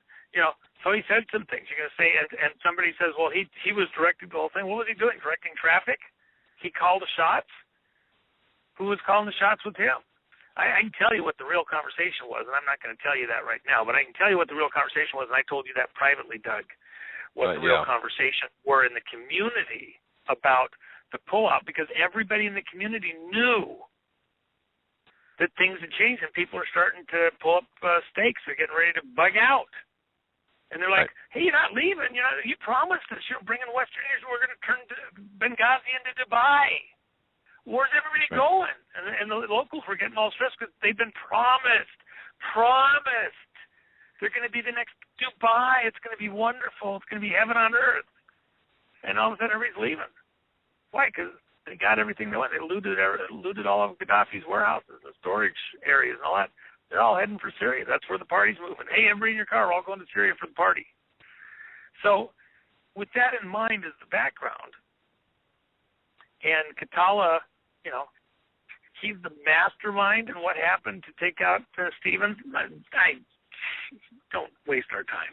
Okay, if you're not serious, if anything is about security or these guys attacking it and it doesn't address the gun running in the region, then you're part of the cover-up. You do not want to get to the truth. You don't. Sorry, they didn't tie me to the train tracks. So this happens to be a train right by. So somebody doesn't want to get to the truth, and we do want to get to the truth. So we're going to stop accepting diversionary stories and conversation. If you talk about Benghazi and you talk about Stephen's death and his assistant's death and the GRS agent's death in the context they should have had more security, then you're part of the cover-up. Security, they had that annex could wage a war all by itself. They had a lot of security right there. That's why they had a low-key operation where they were at. And they were trying to keep it low-key, not to attract attention, not make it look like a big deal. Now, AQIM. What's the deal with AQIM there in the area? Who is AQIM? AQIM is the richest of all the jihadist groups, really probably in the world. And the reason is, and they have the least number of members practically. They only have a couple hundred members, arguably under 200. Some people say over 3. Why? Because they're the drug runners. According to the scriptures, drug running is in violation of Quranic law. But in certain situations and with certain permissions, well, it's okay.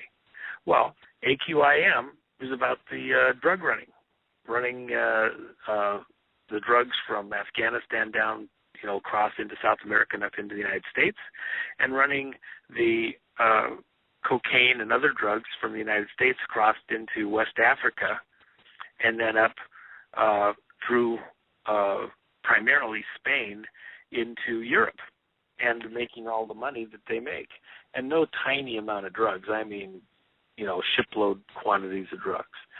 And then the money that comes from that goes out to these other groups to help support jihad and some of these other activities. And it's huge amounts of money. It's every bit of business.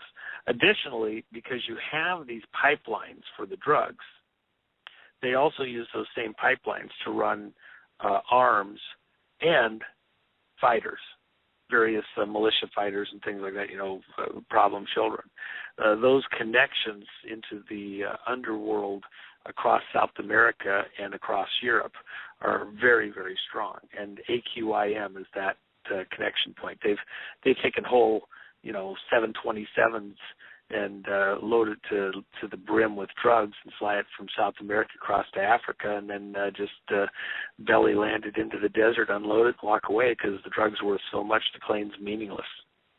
Calling it stolen, but half the time it's fun that they've appropriated appropriately, and then just gut it out, throw the drugs in, and fly it till you want to, don't try to land it, just belly her in there.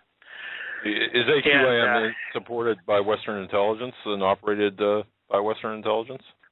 Well, I think that any thinking person has to ask those types of questions. They have huge amounts of money that is very hard to pass, convey, use, spend without being visible. They convey it all over the place. I can't give you, Doug, $500 without, Lois Lerner and all of her cronies breathing down our necks to find out, where I got my money from and what you're spending your money with.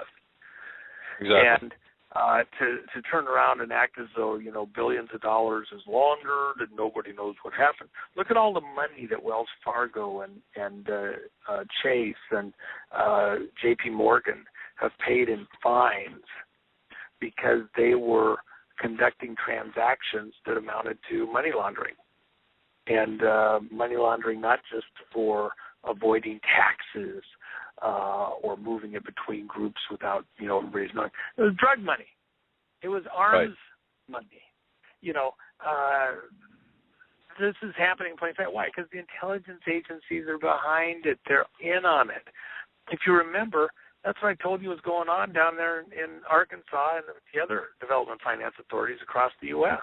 That was drug money coming into the Arkansas Development Finance Authority. That was drug money coming into Nebraska Development Finance Authority, Illinois Development Finance Authority. That black ops money is off of everybody's books. And how's it being used, and who's it promoting, and who's getting in political office because money's being brought in that way? It's not a fair fight. It's not a fair election, and people think that they're playing by Hoyle. I remember decades ago working so hard to be excruciatingly precise in my tax filings because of the scrutiny that I would be under, and making sure that I erred way over so that there could never be anybody say that I did anything that was untoward or missed a dollar like that.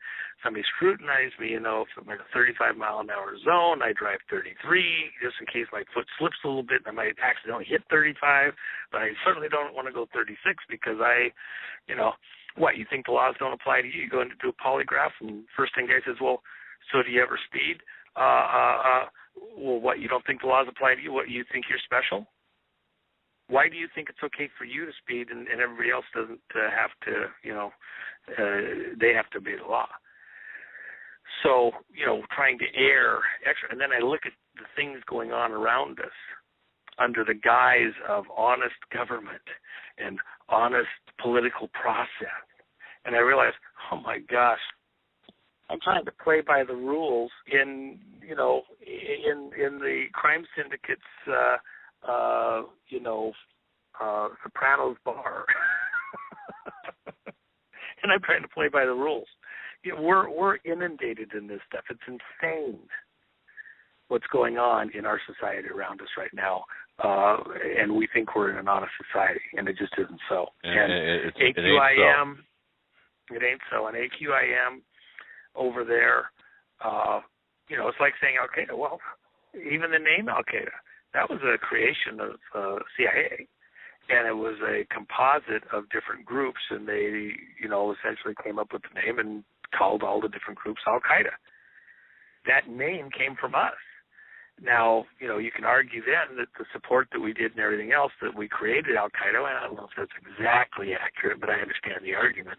But at the very end of the day, we created the name anyway, and they latched onto it. We helped them latch onto it, and it became kind of a moniker.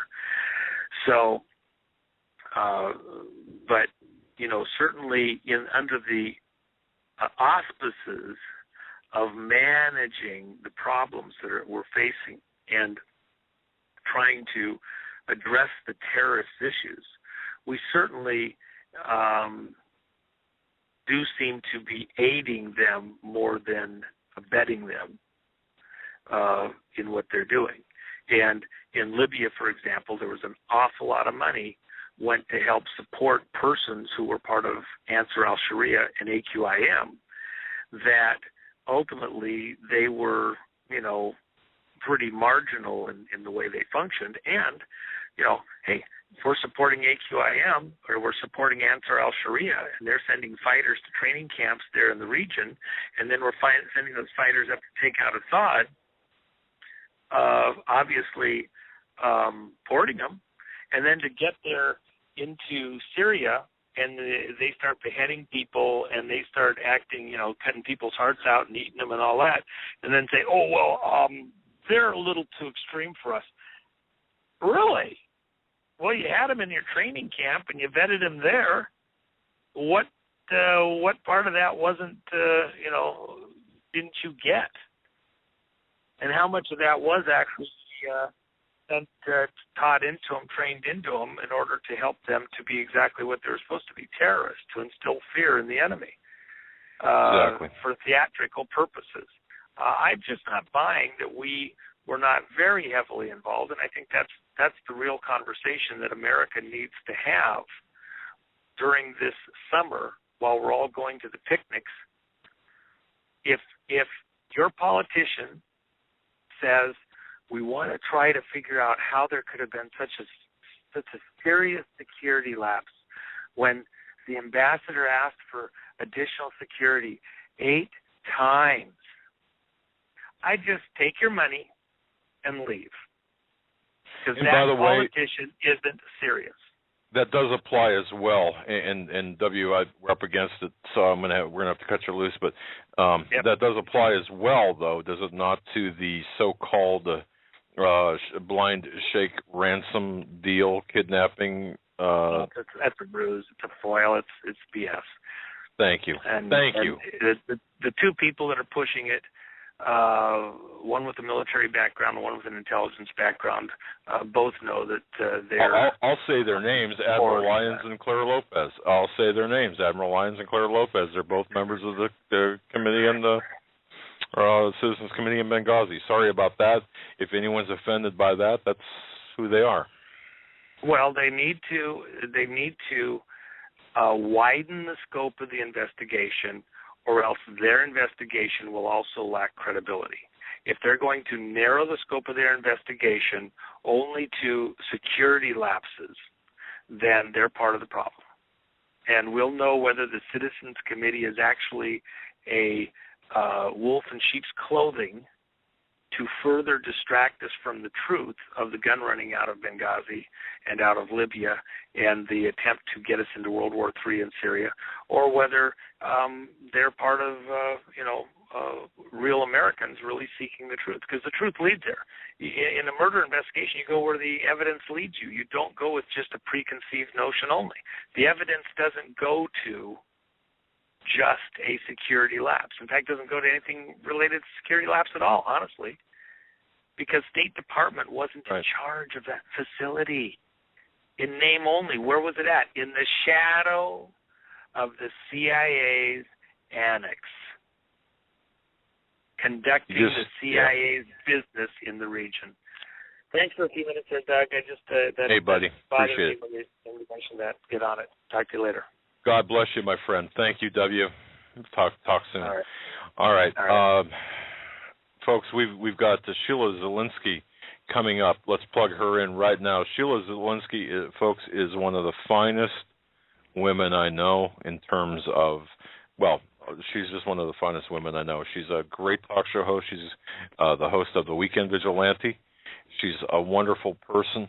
She's a knowledgeable person. The amount of knowledge she has could fill an encyclopedia about current events. Sheila, I'm sorry we've kept you waiting. It's an unexpected pleasure, my dear.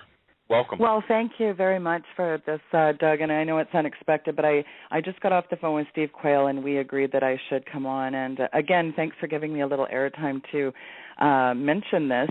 So tonight I had Steve Quayle and Greg Evenson slated to come on the show, and it's a very huge topic covering a must-hear message.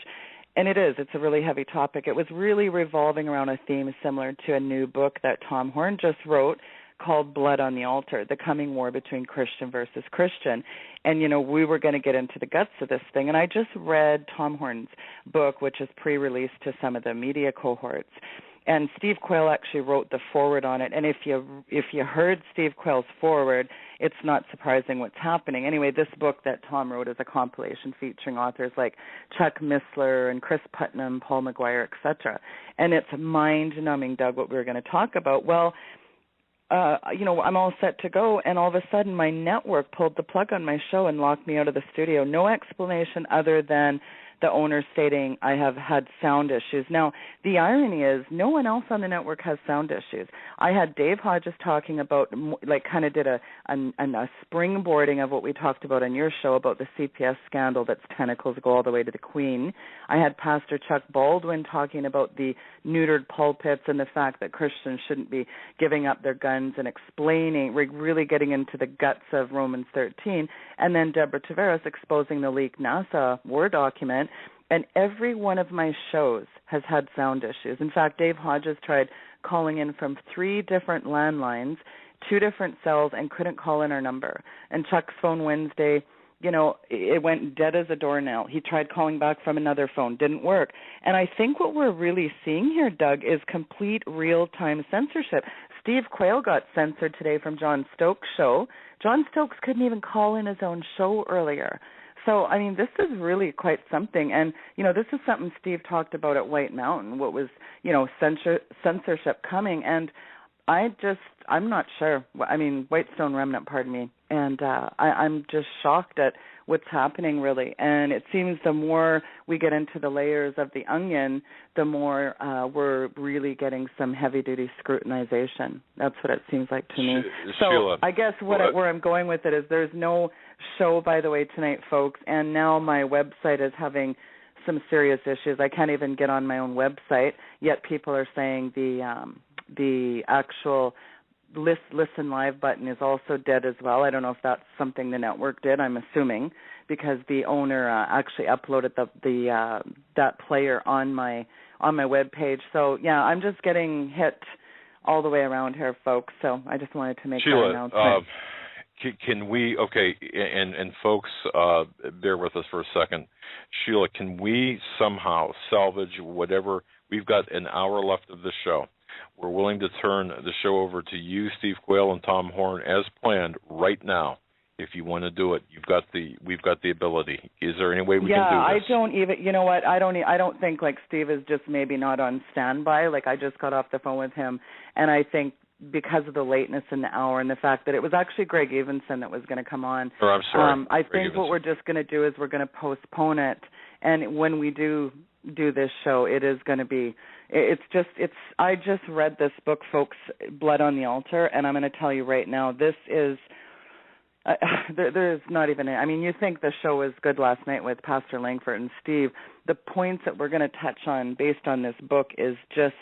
I don't even have any words to tell you what's coming, and this is irrefutable, and it's very stunning. Are you in a position? And I know this is last moment, and I know this is unplanned, but are you in a position to share with the audience? Sheila, we will give you the airtime. We've got a very robust listening audience right now tonight. We'll give you the airtime to make this the Sheila Zielinski hour if you want. It's up to you, my dear, depending on your schedule. Why don't you go to a break? I'll see if I can bring Steve in, and maybe we will have a discussion on some of the points that we were going to get into. Maybe I can just quickly get Greg Evenson and Steve on the program. And okay. Let me see what I can do while you go to a top-of-the-hour break here, Doug. All right, blessings, Sheila. We'll stand by. Folks, you're listening to the Hagmann and Hagmann Report on this very exciting Friday. And it's a little unorthodox this week, but we have Sheila Zielinski on with us. Sheila, are you there? And I am. And Steve Quayle is, I think, on the line, and I believe Greg Evenson is dialing in momentarily. That was a lot of talking in 1 minute. Well, I'll tell you, you guys can do it.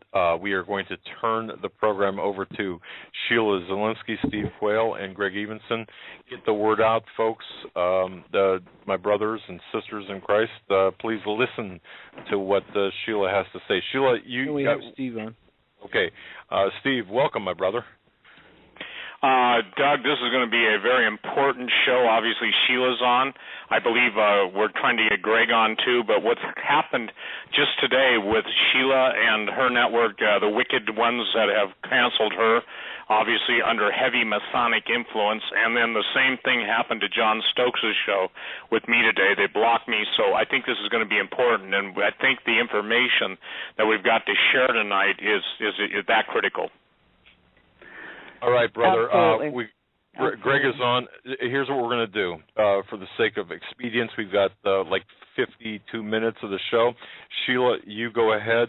Greg Evenson is on, I believe. Sheila, take it. Okay, so essentially we're going to condense this a little bit, but the show theme tonight for your listeners is Blood on the Altar, and we were really going to talk about the coming war between Christian and Christian, and I borrowed my theme title tonight from Tom Horn's new book because it's that significant. Oh, and by the way, the war is not coming, folks, it's here. So speaking of Tom Horn's book, Steve, you wrote the foreword in it, and I'm not going to give it all away, but I want to read a couple of excerpts here because this is very powerful. The world is now at the time when the bloodiest period of war and betrayal lies at the doorsteps of the Christian faith. As the New World Church and the New World Order emerge, there is a considerable effort being espoused by religious megastars to embrace one world faith based on agreements that we will all serve the same God. That means Allah, Jehovah, right? This is total rebellion and heresy against the faith of the apostles and the prophets and the revealed will of the living God. There are two households in which this battle will be waged, and the stakes are eternal. And here's another excerpt. War is coming, and by the end of this book, you will believe that. So let's get into what's coming here. And what's already here. Your book, Xenogenesis, touches on a lot of this, but it's really, I think, just the tip of the iceberg of what we're going to be facing, isn't it, Steve? Well, I think that it's critical, and I'm going to turn it over to Greg first because I'm obviously prepared to talk, but what's happening, ladies and gentlemen, is there's nothing now that needs to be put into place for all this to play out. It's all playing out. Again, just to put into reference, today I was to be on John Stokes' Z600 radio show, and his network supposedly tried to get a hold of me for 30 minutes. Then John couldn't call into his network. My phone was working, but somebody with a lot of power was exhibiting a lot of juice to keep us off the airwaves. Now, here's the thing. I had placed a quick update on my website, and I guess it rattled mostly the believers when I said, do you really think these channels of open communication that we've been graced with are going to stay open much longer? And with that, I'm going to turn it over to Greg. And again, Greg, when you're done, you can turn it over to whoever so we keep this as orderly. And Doug, God bless you for allowing us immediate access. But, brethren, it's in play now. So, Greg, go ahead and take it. When you're done, you can hand it to Sheila, whoever. Thanks, Steve, and it's good to be with all of you tonight. Look, there are several things that have occurred in the last couple of weeks that have focused this more intensely than anything that I've seen in recent months or even in the last few years, along with the international debacle that's occurring in the Mideast. And, of course, this is a planned strategy. This is not something that was unknown to those in the planning facilities within the Pentagon or in the banking community. It is a matter of the legions are being swelled at this moment with the super soldiers who are being brought into play like they never have before. They're using the first generation of the latest, which is it's CHILL for short, the acronym, computerized human integrated life forms, using the latest in ceramic technology that has nano capability in organic terms. So we've got now in play on the field. When you only need 200 to 300 special forces troops to be in a theater, it's because they're capable beyond anything that we've seen up to this time. So as this is unfolding, as we are speaking tonight, there is really no stones left unturned at the length to which we're going to go with this in the next matter of a few weeks. Because as you know, Steve, and Sheila, you know as well, that this threshold of coming up here very quickly with the financial devaluation of the dollar and so forth, it is all coming into play on the world stage. The four key centers of power, the United States, the European Union, China, and Russia, and of course if you add to that India, what you have is the everlasting war that's about money, power, and control. It has nothing to do with military, although the military is used to exert the other three. So that's a very quick update from my point. I wish I had a little bit more. I just didn't have enough time with the shortness of the hour tonight. Well, as the world races towards its momentous end-time encounter here, Steve and Greg, between good and evil, there's this deepening antagonism, and it's developing worldwide against, as we know, Christians. And it's not just a war against Christians going on right now and playing out. There is this disturbing trend, and I think it's being overlooked, that's also an aspect of Bible prophecy, and that is a war that ultimately pits born-again believers against religious Christians. And last night, you and Pastor David Langford talked about this idea of non-believers versus unbelievers. And Steve, your book, Xenogenesis, it really lays out a lot of what's already here, what's being developed, what's to come. When you lay out this eclectic mishmash of, social implications involving technology that will be used for the final battle, and you've got global developments that indicate the Antichrist could already be on the earth and is preparing to emerge, and you throw in the mix of evil genes transforming armies of the beast with occultic organizations devising this psychotronic weaponry and genetic horrors and the new mark of the beast technology, it really starts to look like the worst horror movie ever. But it's not going to be on a screen, folks. It's going to be in front of you. And do you think people really grasp what's going on here, Steve? Not at all. I believe that, and I'm going to pull no punches tonight because, again, I have felt in my spirit all day that the day of us being able to be on the radio, meaning Doug or Sheila or Greg or David Langford or the people that are out there, I'm not saying we're the only ones. I'm just saying those are the ones we're familiar with right now on this talk radio format. The point being is that what I'm seeing, Sheila, is no response to the slaughter of our brethren in the different parts of the world. On the contrary, everything I'm seeing is an orchestrated plan, plot, scheme from basically dedicated Satanists, i.e. Illuminists, i.e. globalists, to get the pesky Christians out of the way. Now, Pastor Langford and I went in great detail. I'm not going to rehash it, but if you did not listen, ladies and gentlemen, to last night's show with David and I think it will be a watershed teaching for you to get on board quickly. Let me share this.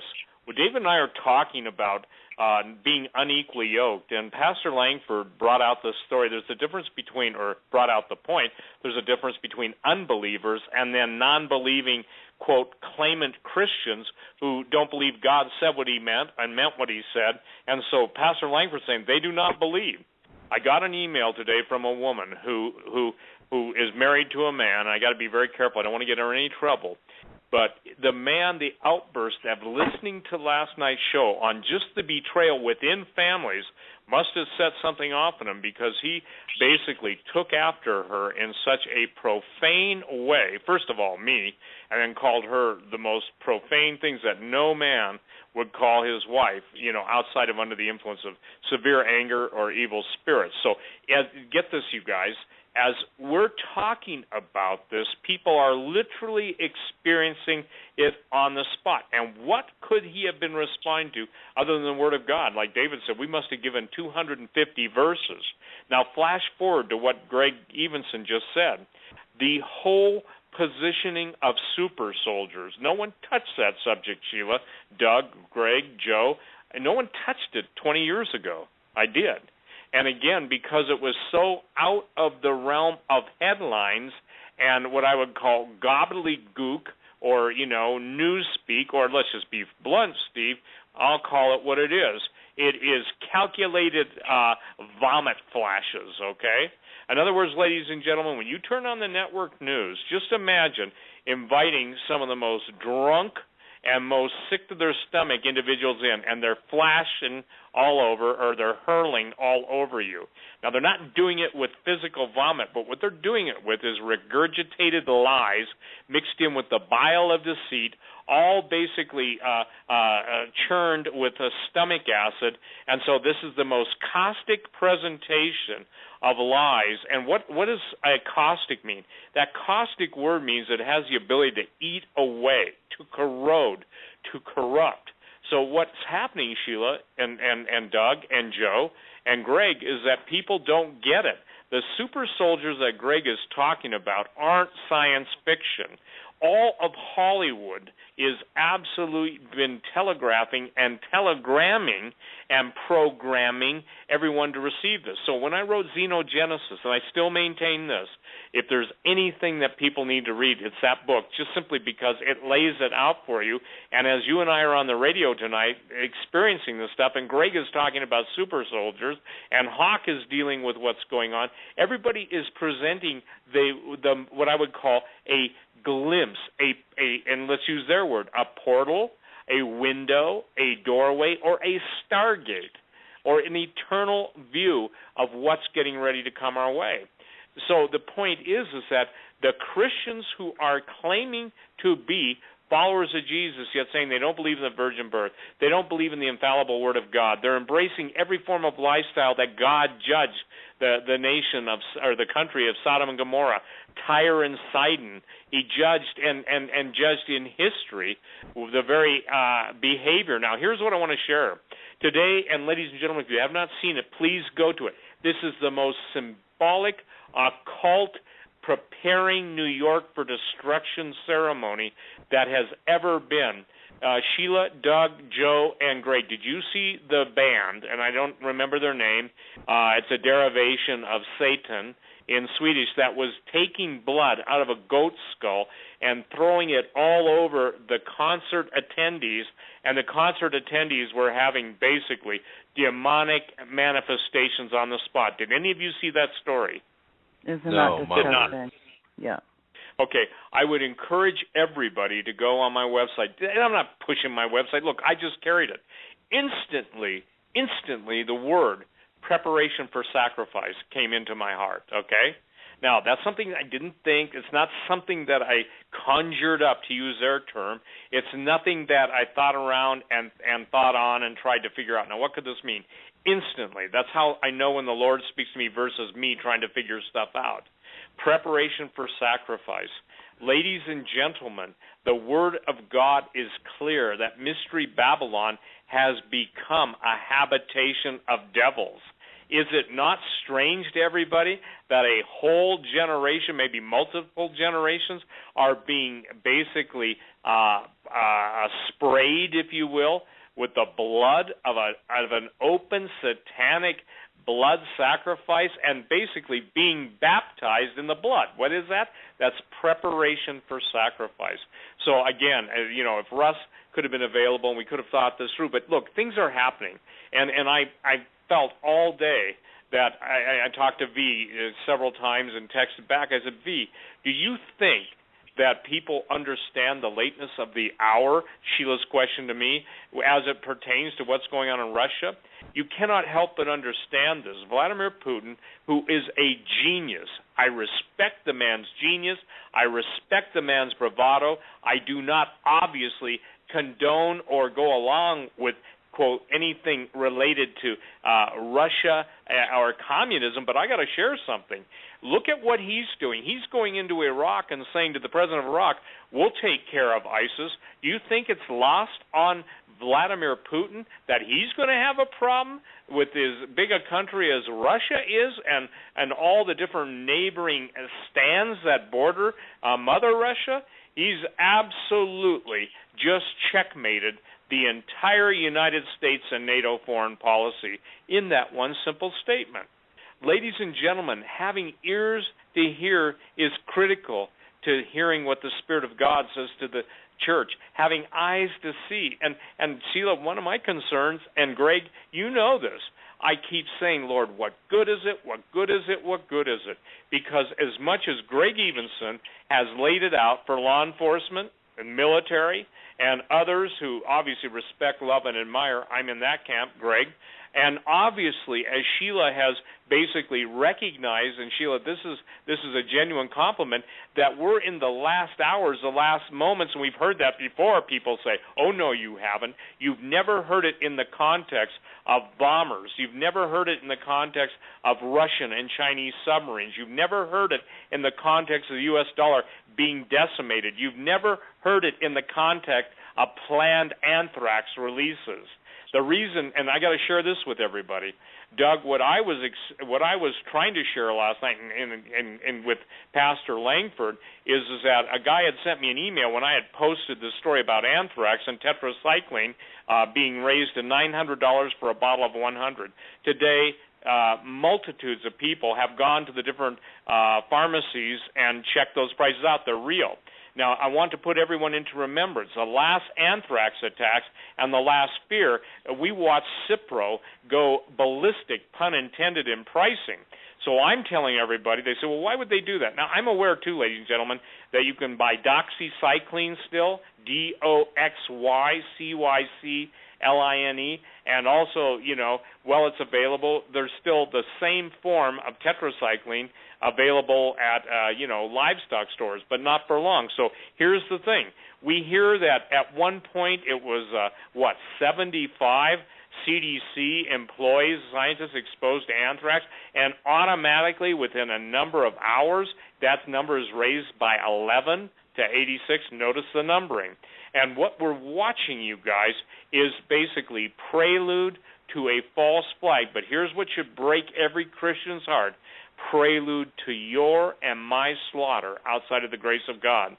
Pastor Langford and I'm going to turn it right back to you, Greg, to comment. Pastor Langford and I did 5 weeks with Doug and Joe where we had communion, we were praying and fasting, we were standing against the plots, plans, schemes, and blueprints for the destruction of God's people. And you know who gave us the most flack?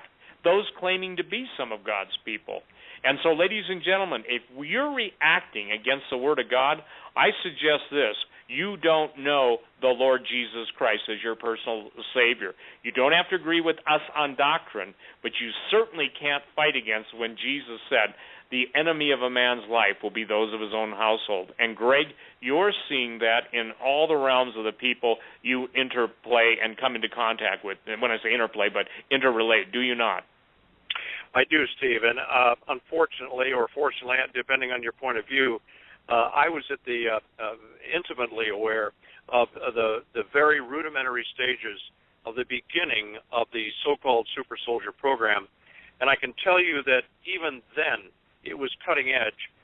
It still is. It's way beyond that, and so we're dealing with a realm of offensive capability that most people can't even conceive of.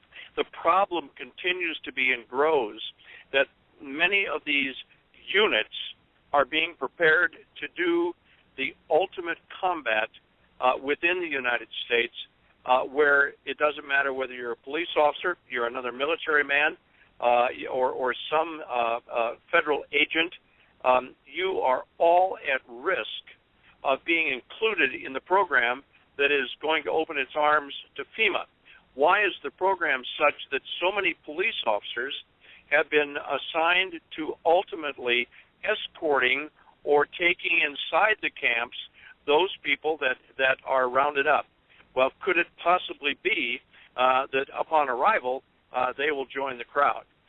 We have touched on that in the past, but that is coming to light more and more in discussion, I will say discussion, within some of these organizations that they're saying, "No, wait a minute, this doesn't make sense.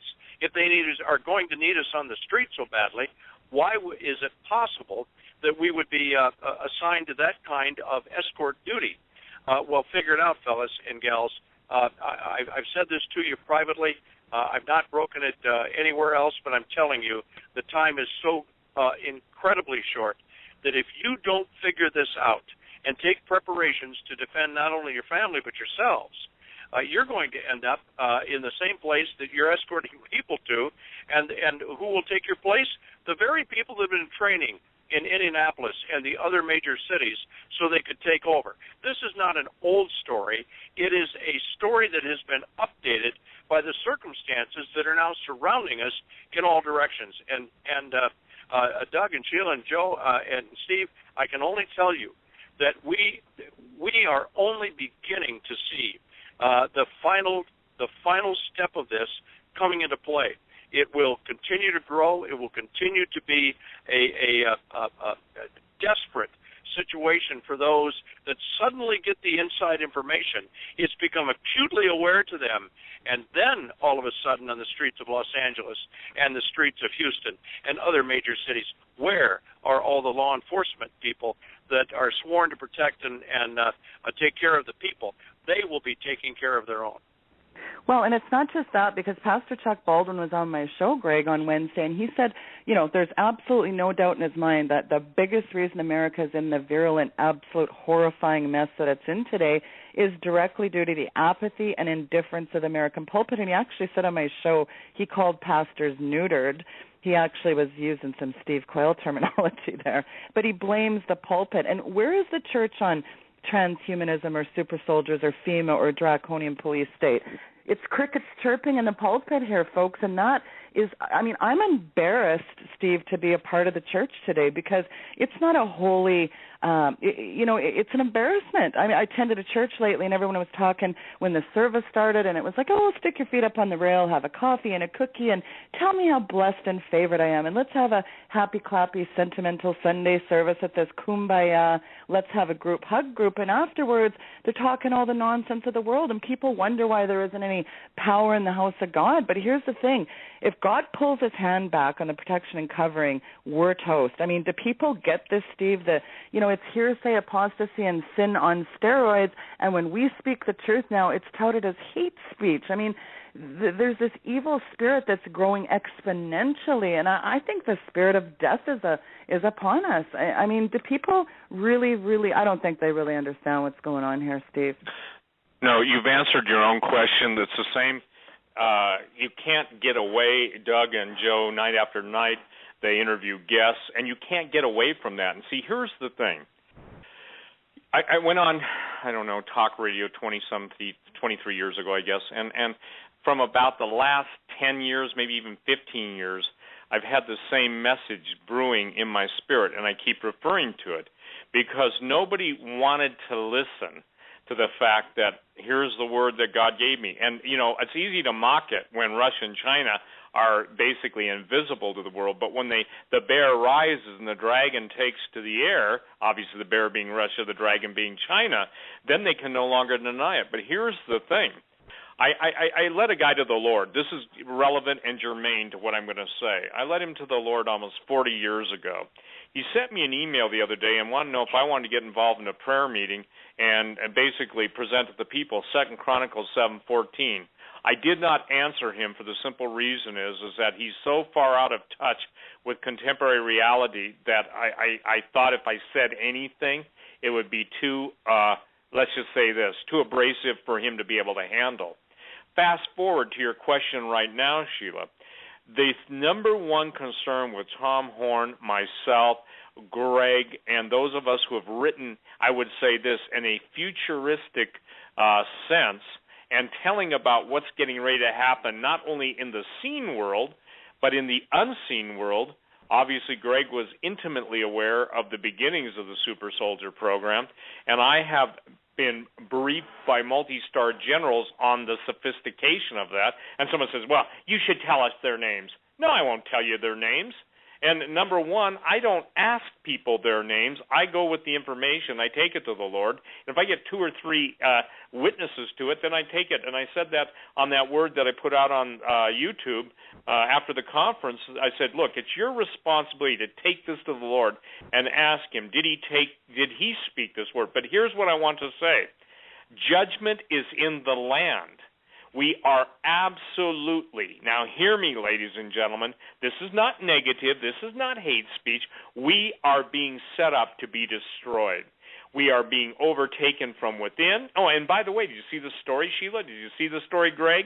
Doug and Joe, 65,000 in, what was it, January? There was a request for quotation or bid that they needed basically adults to take care of 65,000 kids. This whole thing's being planned. Flood the borders, overwhelm. What people don't understand is this is textbook communist infiltration and takeover, and if you notice who was the most influential people in the entity that's in the slaughterhouse, it's no longer the color white because it's dripping with blood. The one thing people always remark about slaughterhouses, there's blood everywhere. You look at the blood of the saints, and yet if you coffee drinking, cookie eating, and I said this last night, and I'm saying this to everybody out there, never tell me what's going on in your church. Tell me what's going on in your life by the Lord Jesus Christ and how you're relating. I could care less. Church is, people don't even know the word that is used in Greek. Obviously, koinonia, that which is common, that which you have in common. The church was first called the church in Ephesus. So the point is that I don't care about the church. I care about that organic entity that Jesus Christ himself died for, the bride of the body of Christ, the body of Jesus Christ, and the bride of Christ. But see, people don't even care about that. So here's the thing. Last night, the bottom line to everything David and I basically were talking about, at least from my perspective, and I'm sure he shares this, is that if you are fellowshipping with unbelieving Christians who call themselves Christians, they're the ones that are going to demand your blood. And blood on the altar, listen, what did Antiochus Epiphanes do? He slaughtered a pig on the altar of the temple of God. What is the devil going to do? He's going to slaughter the Christians on their own supposed altars. So when the Lord Jesus himself, I'm sorry, when he says, come out from amongst them and be separate, saith the Lord, lest you be a partaker, of their judgment and of their plagues. Ladies and gentlemen, you've got to get it through your heart. Business as usual is dead. And I, seriously, I posted a story, forgive me, I did not post it because I didn't have freedom yet. But I'll tell you what I'm going to post on the alert.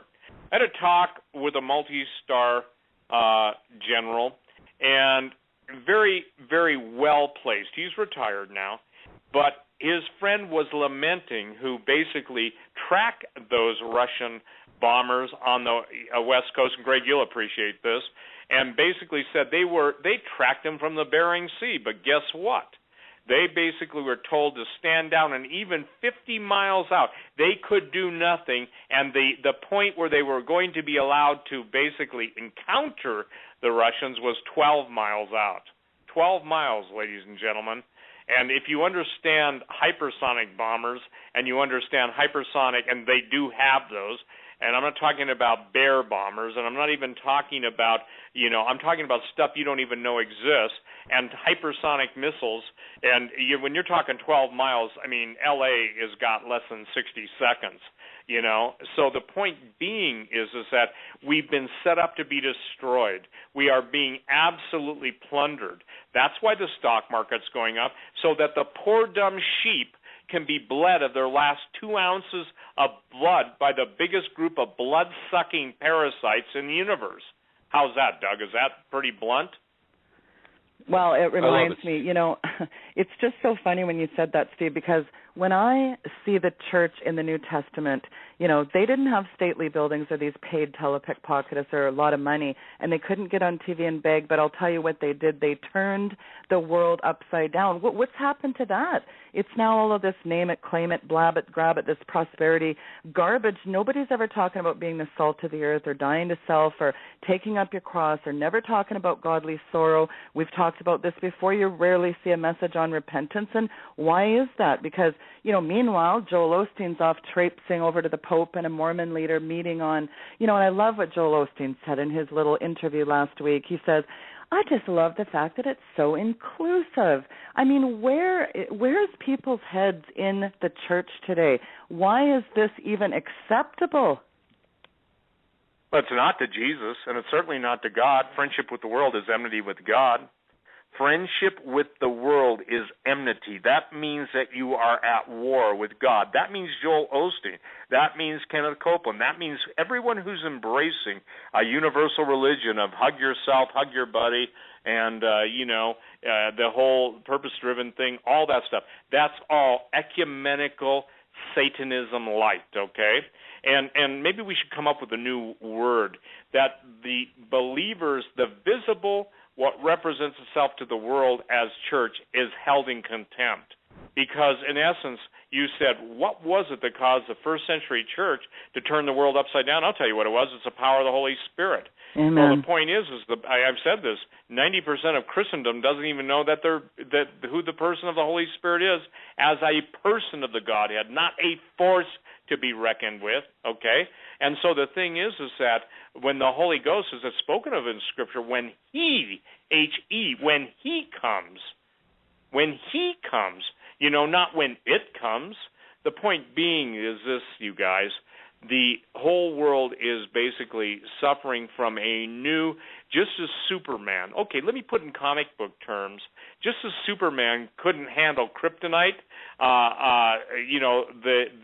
the regular church has been lulled to sleep by the lullaby of madness. They've drinking the elixir of upside-downium, okay? There's a new word, Sheila, upside-downium, where in the early church, you turned the world, upside down in the right way. These guys are basically taking it downium and upside downium, and I'll just add a little Latin flair to it, helicus or Gehennicus, okay? In other words, they're taking you straight to hell, and I don't know how to be any kinder, gentler, or more honest than that. Well, with the Islam subjugation and Islamic jihadist brutality, it's so inhumane in the last couple of months, and it's just, well, praise Allah. I mean, Greg and Steve, do you think the church is going to actually grow a backbone anytime soon, or is it pretty much over here? Go ahead, Greg. You answer that. Sheila, I think that the time of the church is past. There's no question about that. I find very, very few examples of true biblical believing, Holy Spirit rendering, and those who believe in the gifts of the Holy Spirit that are present and will be accounted for. They simply don't exist. I tell you what does exist. It's fellowship that will get together and sing a stanza of How Great Thou Art in perfect harmony, and do so with tears in their eyes. It's because they long for the moment that they were able to experience God in a tender moment in fellowship. That's why, among other reasons, this latest effort in Bozeman struck such a resonant chord with the people out there, because it was genuine. It really spoke to the basic elemental bedrock truths that we simply cannot dismiss. The soldiers and sailors and airmen and Marine and police officers and federal agents that are Christians, that are trying their best, that are understanding where this is going, are fearful beyond anything that they can describe to me, because they are amongst ravens. They are amongst, as Steve said earlier, the dragons. We have a program called D2, Dragon Descending, Descending Dragon, rather. And it's about taking down aircraft at a point of martial law. There is a program. There is a plan. There is an offensive war procedure set out for every phase of the American society and the American way of life. Don't think for one moment that something has been overlooked or bypassed, and it will be met with the most brutal, critical onslaught of technology you have ever seen. Therefore, as our good friend Dave Daubenmire preached one time, the pulpits were silent. The pulpits were silent because they no longer had the fortitude nor the insight to even understand the Word of God, let alone be able to preach it. Steve, Sheila, Doug, Joe, I'm going to tell you I appreciate all of you for your stand, especially Doug and Joe making this format possible. Thank you, fellas, for this last-minute deal. Steve, you're such a precious brother to me, and Sheila, what a wonderful effort you have made as well. We are just trying our very best tonight to continue this one more time while we have the strength and ability to do so, to wake people up. Well, I appreciate that very much. I mean, Steve, I guess you keep saying this, the hour is so late. I mean, you can't even make the headlines up anymore. I can't even read out of the news without being nauseous, whether it's a deadly pig virus, a satanic blood fest, Ebola breakouts. It's totally out of control. We've got betrayal happening everywhere. And who do you think, Steve, in Mark 13, they think that's going to be betraying you? Do they think it's going to be the government? It's going to be right in your own church people, your own, so-called Christian brothers. And I mean, I never thought I'd live today to see this, Steve, the Pope reading out of the Quran, really, and then Rick Warren this month's off promoting not just Islam anymore, but Hindu meditation's what we need to be doing, folks. Isn't that wonderful? I mean, the days of Sodom and Gomorrah, Steve, it's David Langford's works coming to mind, acceleration of, everything, homosexuality, this anything goes, lascivious debauchery abounds, and these mega ministries, friendship with the world, you just touched on it. The scripture's clear that friendship with the world is enmity with God. People, touch not the unclean thing. Is anybody actually reading their scriptures? Dust it off, get out your book, and get into the Word. Get saturated with it, folks, because the lawlessness that we're seeing, this out-of-control rogue, everything going, it is Sodom and Gomorrah on steroids. We're on the precipice, I really think, of something huge here, Steve. I mean, and then today, Hillary Clinton declaring this week, gun owners terrorizing people. Anybody that supports guns are now terrorists. It's official. I mean, I don't even know what else to say that we haven't already said, Steve. It is just a ubiquitous plethora of it's just absolute craziness. Well, I think that it's beyond craziness. I believe that we've become crazed with the blood. Let me share this. I don't know all there is to know about sound, and I may know one grain of sand on the ocean, but I know that the blood of the innocent cries out to God, just as Abel's righteous blood cried out to God when Cain slew him. The idea that there is a background primordial scream is probably more real than most people. And when I say primordial, I'm not talking about before just the creation of Adam and Eve, but I'd say the post-mortal cry of the innocents. I maintain, and I asked the Lord once, and boy, like I said, I think the other night, I said, I wish I wouldn't have asked the Lord for a couple things. But I asked the Lord, I said, Lord, let me hear and hide me so I can hear it, the cry of the slaughtered children. And instantly he broke into my heart and he said, Steve, you can't handle it. And he said, I could let you hear that. I could allow you to hear that, and I would make it so you could hear that. But you cannot hear that at this time. And I've learned something. When God says, don't go there yet, just like Henry Gruber said, don't go there, I'm glad the Lord hid me from that, because I don't think it's humanly possible outside of God covering you under his wings and protecting you for any human being to be able to embrace that. Now, Jesus can, Jesus did, and by the grace of God, he'll allow us as we grow in grace and stature. But why am I saying this?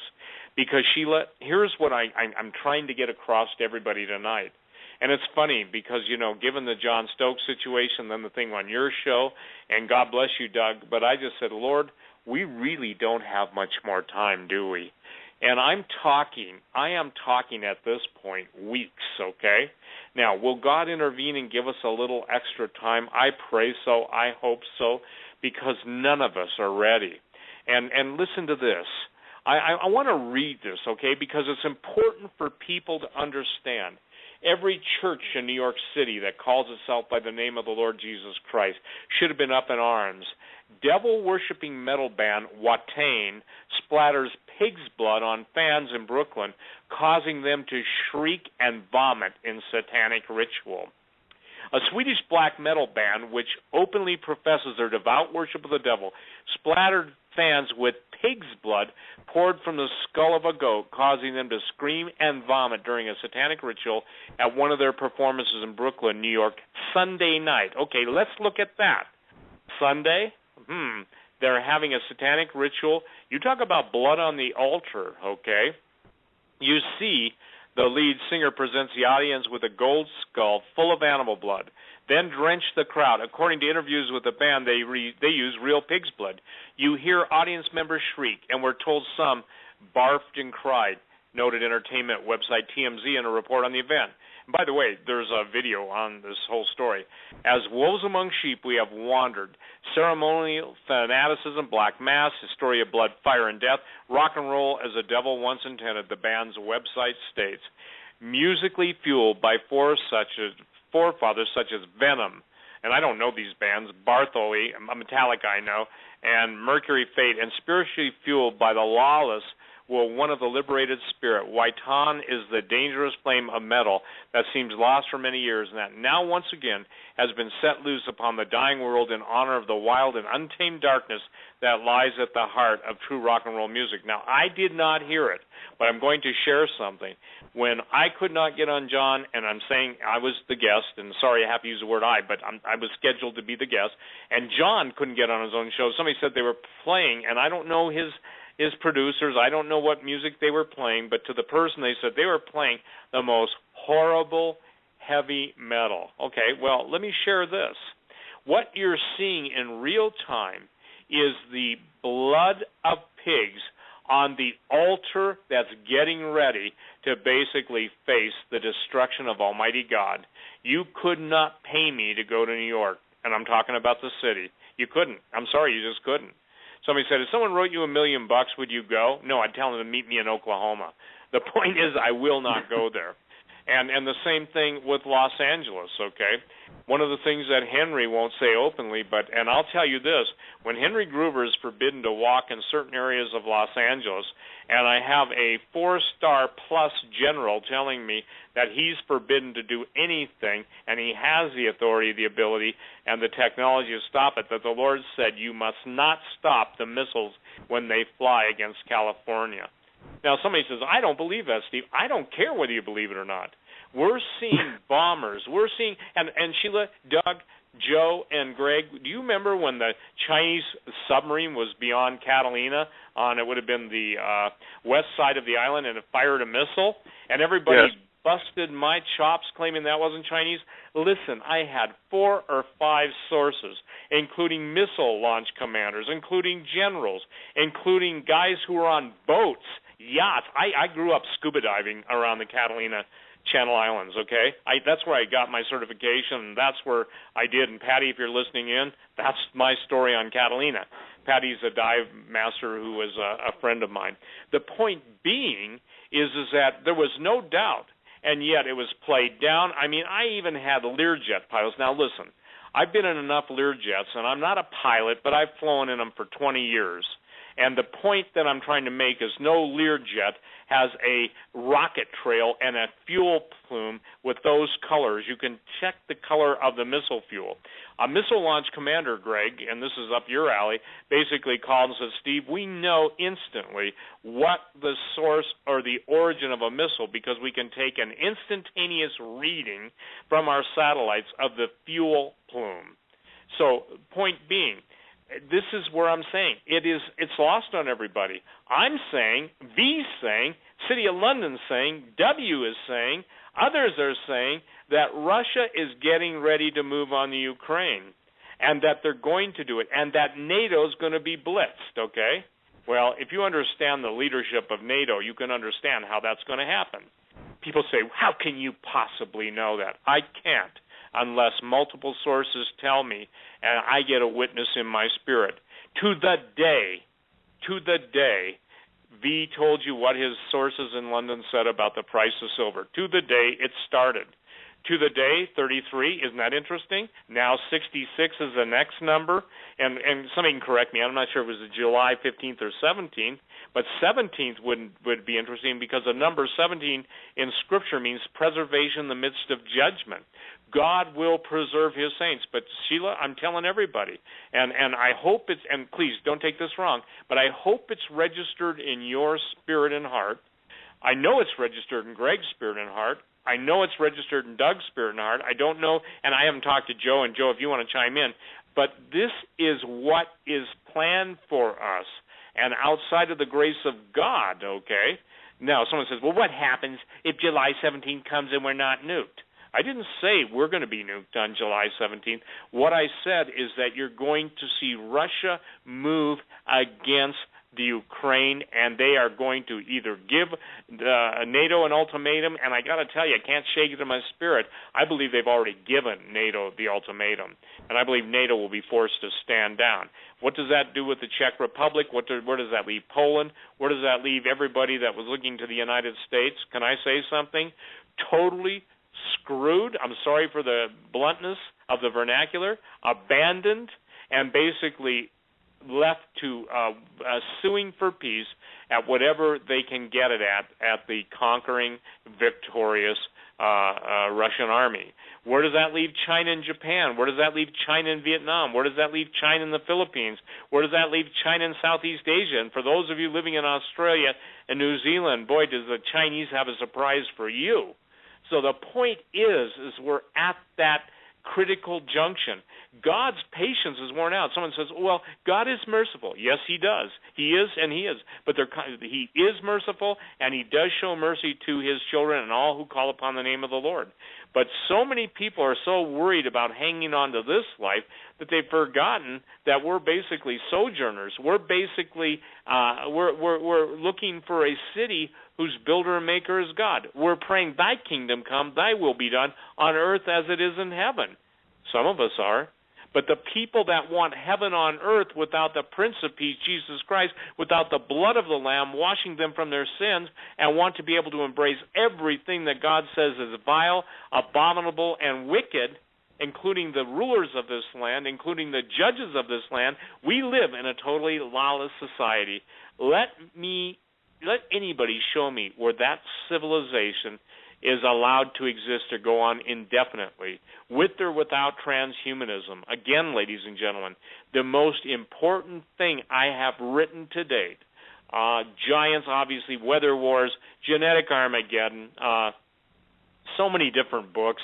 The thing is that angel wars, true legends, the xenogenesis brings it all into perspective. And if you don't understand xenogenesis, you basically, and I'm sorry, I'll just be blunt, you don't get what Greg Evenson is talking about on super soldiers. You don't get what Hawk is talking about when he's telling what's coming. You certainly haven't heard me. And so why should you listen to us? Because right, wrong, or indifferent, God has chosen the foolish things of this world, IB1, to confound the wise. And I can only say this, by the grace of God, he is who he is, and by the mercy of the Lord Jesus Christ, I can do. So, Sheila, I hope, and I want you to answer this, do you finally know that you know that you know that the United States is slated for destruction?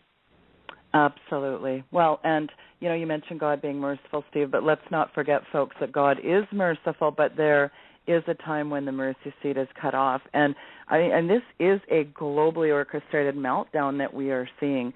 A couple minutes left in the show, Greg, I want you to just weigh in with your final thoughts. Well, thank you, and it's been wonderful to be with all of you. Look, Scripture is being lived out right in front of our eyes. Various books of the Bible have told it exactly as it is and is going to be. You will fail to your eternal regret if you do not get serious with knowing Jesus Christ and getting on your knees and saying, direct me, Lord, through this time. That's what we want more than anything through these discussions. Been great being with you. Thanks so much. And go ahead, Steve. What are your final thoughts? We've got about 5 minutes.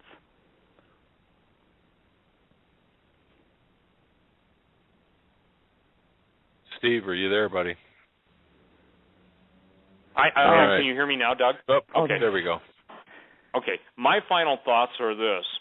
Never forget we're all living in the context of the end of the age.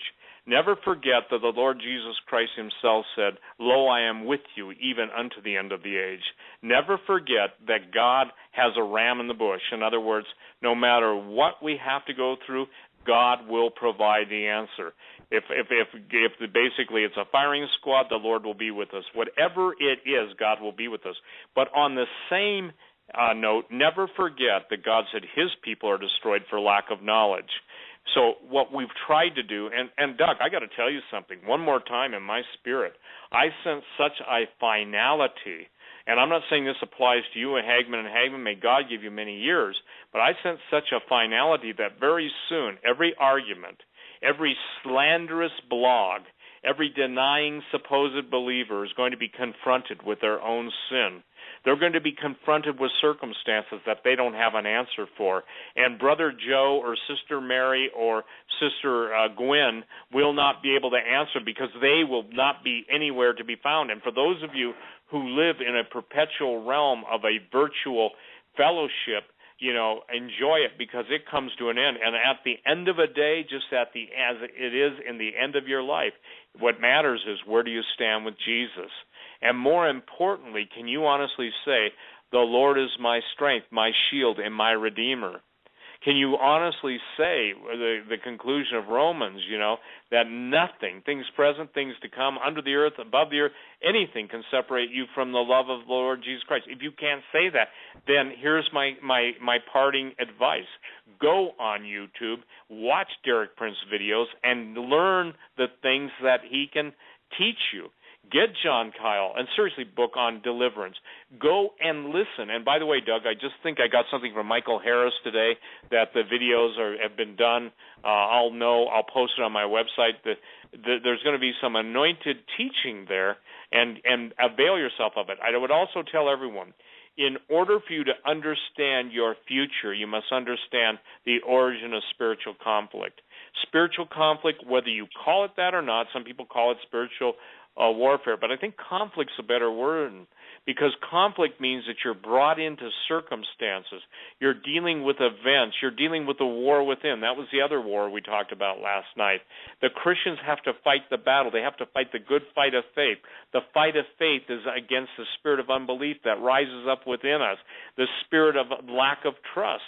Look, I've walked with Jesus for 43 years, and by the grace of God, I feel like he's been my exoskeleton as well as my internal stamina, but I have stumbled and fallen so much that, honestly, if I hadn't quit drinking years ago, people would think that. But though I stumble and fell, he lifted me up.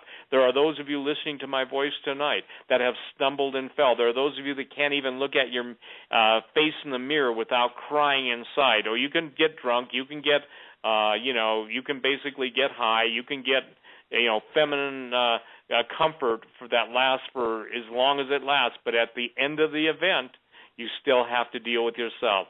Jesus gave us the most amazing promise that if we accept him, we become new creations in him. Old things have passed away. And by the way, as a Christian who is transformed by the blood of the Lamb, you are no longer the descendant of Adam. You become the descendant of the second Adam. You are accepted in the beloved. Your name is written in the Lamb's book of life. And God has the power to take dung heaps and transform them into fruitful ministries and fruitful lives for his glory. If you do not believe that you're on borrowed time, then I'm sorry, but you're deceived. And Doug, I want to thank you. Sheila, thank you so much. God did ransom this evening for this last hour. Please, ladies and gentlemen, understand this, that this show, it doesn't matter if you put your fingers together 1 inch, 2 inches, 3 inches, 4 inches. That's a span of time. I don't know the span of time. But the day comes, the Lord Jesus himself said it, when the night comes when no man can work. When that night comes, you'll either have the light of the world in you and the light of the living God leading you, just as the pillar of fire led the children of Israel by night and the cloud by day, or you're going to have the Prince of Darkness taking you into the darkest eternal separation from the living God, and it scares the hell out of me. I hope you come to grips with the fact that there truly is a heaven and a hell. You don't think so? Hollywood sure thinks so. They make enough movies to tell you what it's like, and yet people go pay big bucks, billions, maybe, who knows, hundreds of billions, to watch scary movies. Well, those scary movies become a reality very soon. I put another link up on my website, Doug, that people should go and see, and thank you to the brother that sent it to me on Dominion. The whole basis of that TV show on Sci-Fi is God is fed up with the human race, lie, and Michael and Gabriel, two of the principal archangels, fight each other. Gabriel is a bad guy, Michael's a good guy, but guess what? They have so perverted the truth of who Michael and Gabriel are, and they have involved the same thing, fallen angels having sex with earth women. It gets back to Genesis. Without the book of Genesis, you can't understand even to the slightest degree what's facing you, what is going, and who it is that's going to deliver you. And if you don't yield, who it is that's going to destroy you. Good night, Doug. Good night, Joe. Blessings to Greg Evenson. Sheila, blessings to you. And may the Lord direct your steps, Sheila, and provide an avenue for you to speak. Bye-bye. Bye-bye. Sheila, Take 10 care. seconds. Well, good. I just want to I really appreciate this very condensed show, and we love you guys. And I guess we'll keep you posted on next steps. But again, God bless you, Doug and Joe. Sheila, thank you. God bless. God bless you too. To all. Have a good night. See you on Monday.